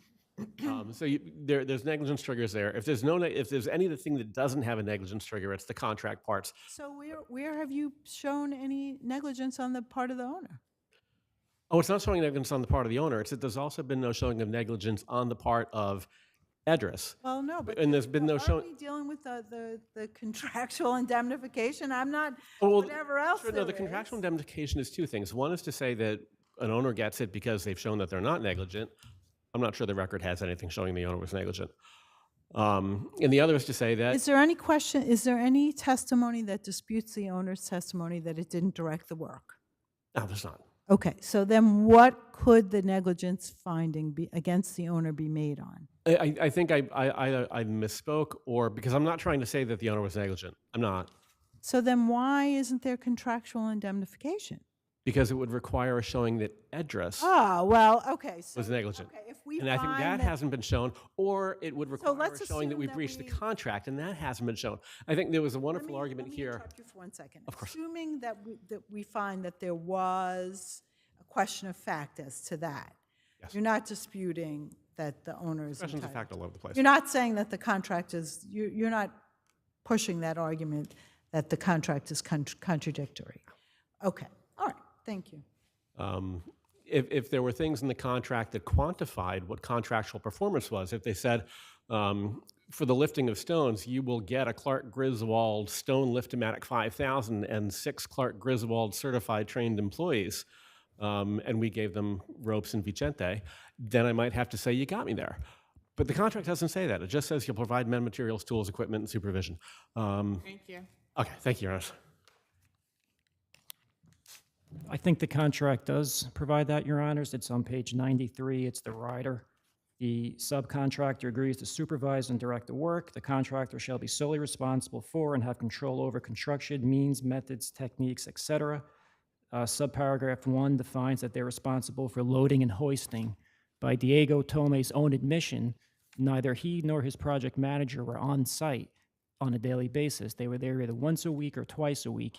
They did not supervise the work. They did not get involved in means and methods. And he said, if I had been on the work site and I saw this work practice taking place, I would have stopped it. There's a separate Tome provision. is Edris's guy, right? Who, yeah. And Tome says this wasn't being done right, correct? Yes. So there, that one would think that that would at least raise an issue of fact as to whether or not Edris was negligent, right? Negligent. Not even an issue of fact. I think it would prove that they breached the Well, contract. okay, but we're just here as to, right, And that yet there's whether or one not more there's final- contractual indemnification under those circumstances. Right, so under So you're saying the contractual- negligence trigger was pulled? I'm saying the negligent trigger was pulled, a separate provision requiring a breach of contract, which was done, and then yet another separate provision which only requires 21.6D subsection C that the plaintiff was injured during the course of his employment with Edris or its subcontractor, New Era. That's all you need, is that plaintiff was injured, and you have contractual indemnification. And with the insurance claim, the Perez case cited by the lower court did find that the other party did provide the insurance policy with a blanket additional insured endorsement. It's just that its carrier disclaimed coverage. In this case, that wasn't provided. How can I prove a negative? How can I show the courts a tender denial letter if it wasn't furnished to us in discovery? Thank you, Your Honors. Thank you. People v. Roper.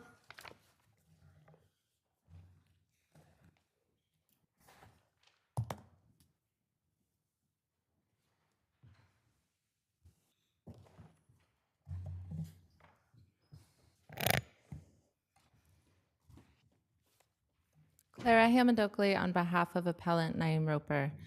Your Honors, I have 4 points in my brief. I'd like to try to get to 2 of those points today, the adverse inference instruction issue and the summary denial of my client's 3030 motion.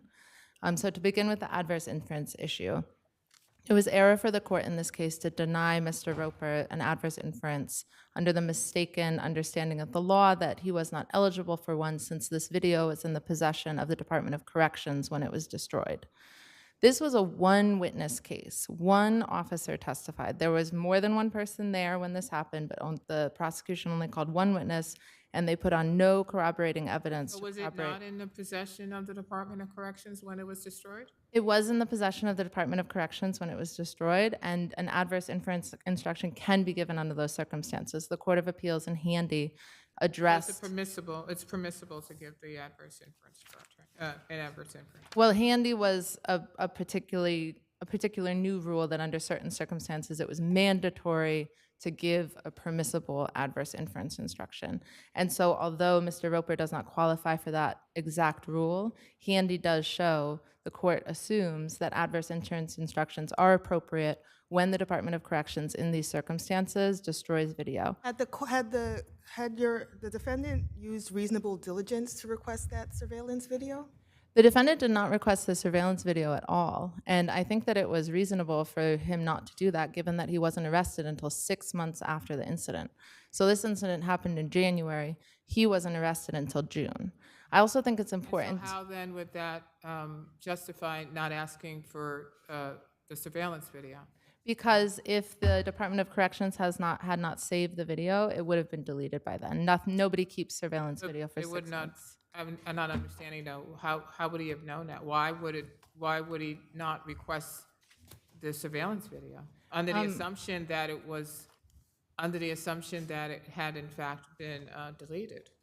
Because there's no point in requesting something if it either has been deleted or if it has been saved and it's video of the incident itself. And if it's video that supports the corrections officer's point of view, it should be turned over as evidence that the prosecution intends to use as their case in chief. And if it shows that what why would you need an adverse inference?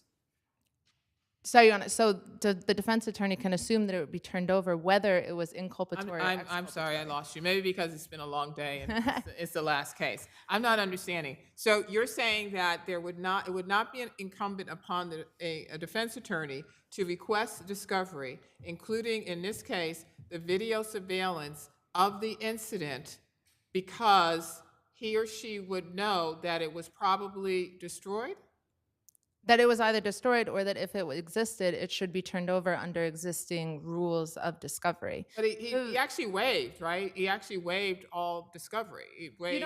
He said he didn't want any discovery. You don't waive all discovery. You waive the defense attorney. No, I know what you waive and I know what you don't waive. But And the defense his attorney statement was he didn't want any discovery. That's not true, Your Honor. She said at a prior She- court she date, said. I could use some discovery. She requested the medical records prior to trial and was very surprised that those hadn't been turned over. And the court was surprised those hadn't been turned over too, because that's part of the standard discovery that gets turned over. May I ask you, when you say everyone knows, is there any evidence in the record that would show one way or another whether at the time he was arrested that the video had been destroyed? There's not evidence in the record, however. So I don't know how pieces- everybody knows that if there's no evidence in the record, right? Because there's multiple cases from this court, from other courts that say that surveillance video is generally kept for 21 days, 30 days, things like that. And I think it's common sense. I think it was expressed by the judge in this case that it would have been deleted by that time. Additionally, Your Honors, I would like to address the difference. The fact that it was in DOC custody here, DOC was the investigating agency in this case. They were a state agent. They were the only people who investigated. They went and collected witness statements. They conducted a photo array. They arrested Mr. Roper and turned him over to the prosecutor, presumably with the evidence that they had to support this arrest.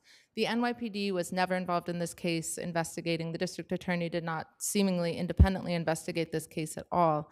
And so under these circumstances, the investigating agency, DOC's destruction of material evidence in this case deserves sanctions. And This the goes mildest. back to the fact that the people were not in the custody and control of the surveillance video. Your Honor, the case That's law. what I'm not understanding. We Yeah. know, you say everybody knows? Everybody knows that the Department of Corrections is the one that keeps the surveillance video. Yes. Everybody knows that the Department of Corrections is the one that's in the custody and control of the surveillance video. Everybody knows that the district attorney's office and NYPD are not in the custody and control, do not have custody and control of the surveillance video. Your So Honor, that's what I'm not understanding.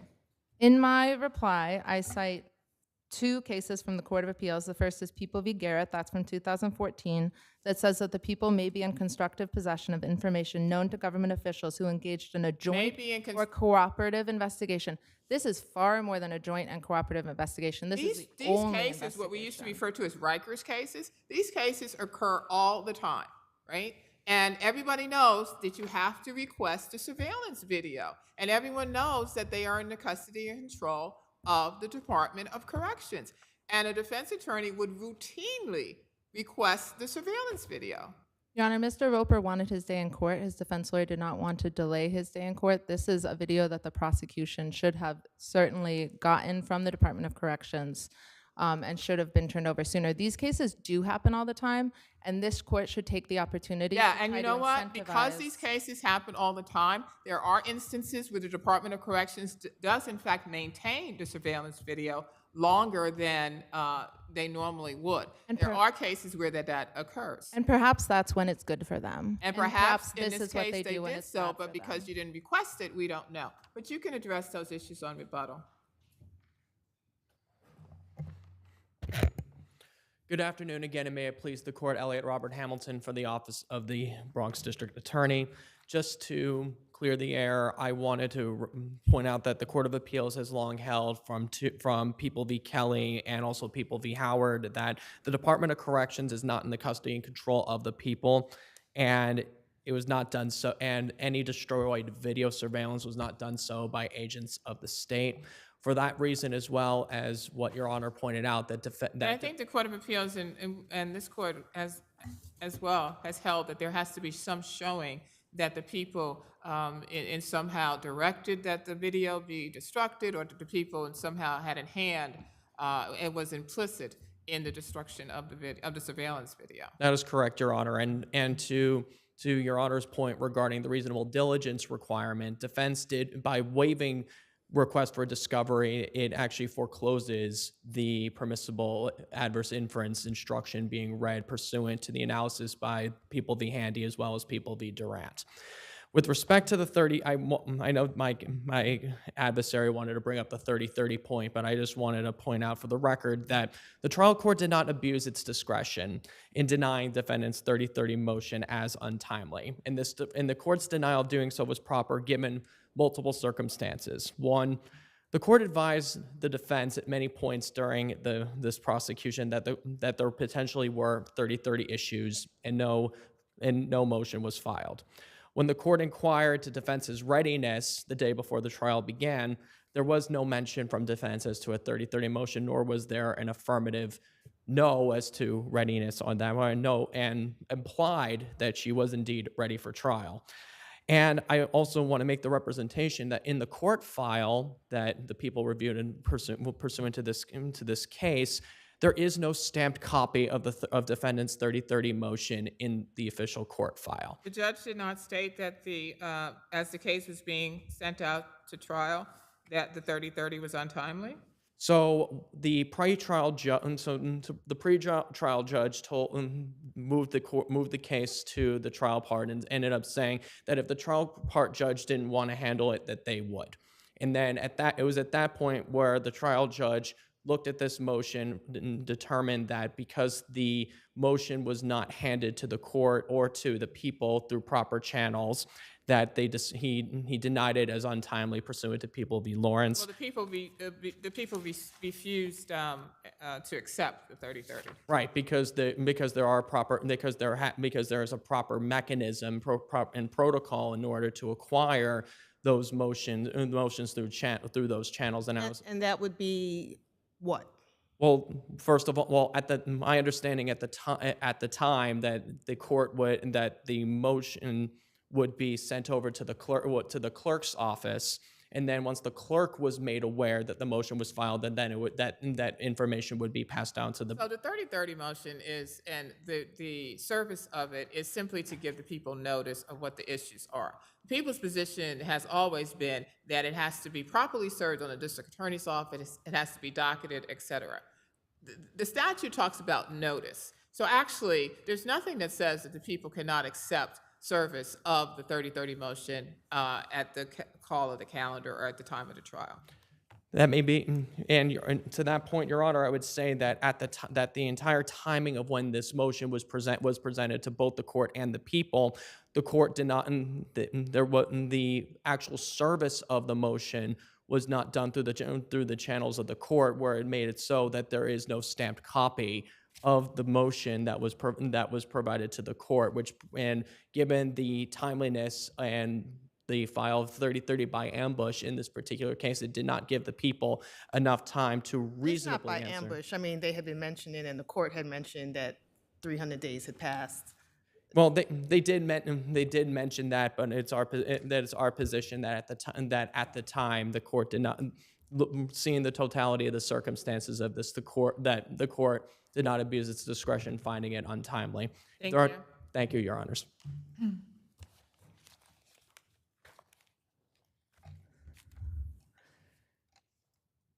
If Your Honors have any other questions about the adverse inference point, I'm happy to address them. I would like to turn to the 30-30 motion. I just want to make sure that the timeline here is clear. What happened is that the case was on for trial 5 times. The prosecution was never ready. On the trial date before it actually went to trial, the court said, you have to be ready on the next court date. And the defense lawyer doesn't seem to have heard anything from the prosecutor, did not receive any additional discovery from the prosecutor, including the obvious discovery of medical records, which should be turned over before all these kinds of cases, comes into court at 3:45 and has the case called, and the prosecution states that they're ready for trial. The defense attorney did not say she was ready for trial. She is not marked as ready for trial on the court action sheet, which is in the court file. She, 45 minutes later, at 4:30 that same day, calls the court's chambers and says, I'm going to file a 30-30 motion. Was the case specifically set for 3:45 p.m., or that's just the time she showed up? That's the time that she showed up. I think that 45 minutes is a perfectly reasonable time for a defense attorney to leave court, especially one that probably has has multiple cases, to leave court and research whether or not she actually should file a 30-30 motion in this case. Again, Mr. Roper did want to have this case heard. He wanted to go to trial, even though an offer was made to him. Research was required when the allegation is that there were over 300 chargeable days? Yes, Your Honor, it's, the defense attorney did say that. However, on the last court date, the court had said, you're approaching 3030, this is going to be your final. Maybe if they had showed up like 9:30, 10 o'clock, would that have made a difference? I mean, showing up at 3:45 on a trial calendar? So the issue is, There was no call of the case earlier in the day, and it wasn't second called for the defense attorney to show up? I don't believe so, Your Honor, at least there's nothing in the record here. The defense attorney raised the 3030 motion. The next day, she came in with a written 3030 motion. This was before it ever went out to trial court. Mr. Roper undeniably has a right to have his 3030 claim heard before the commencement of trial. That statute imagines that there are going to be eve of trial motions. The question is, did he do anything to waive that? And the answer is no. Thank you. Thank you both. Have a wonderful day. Thank you.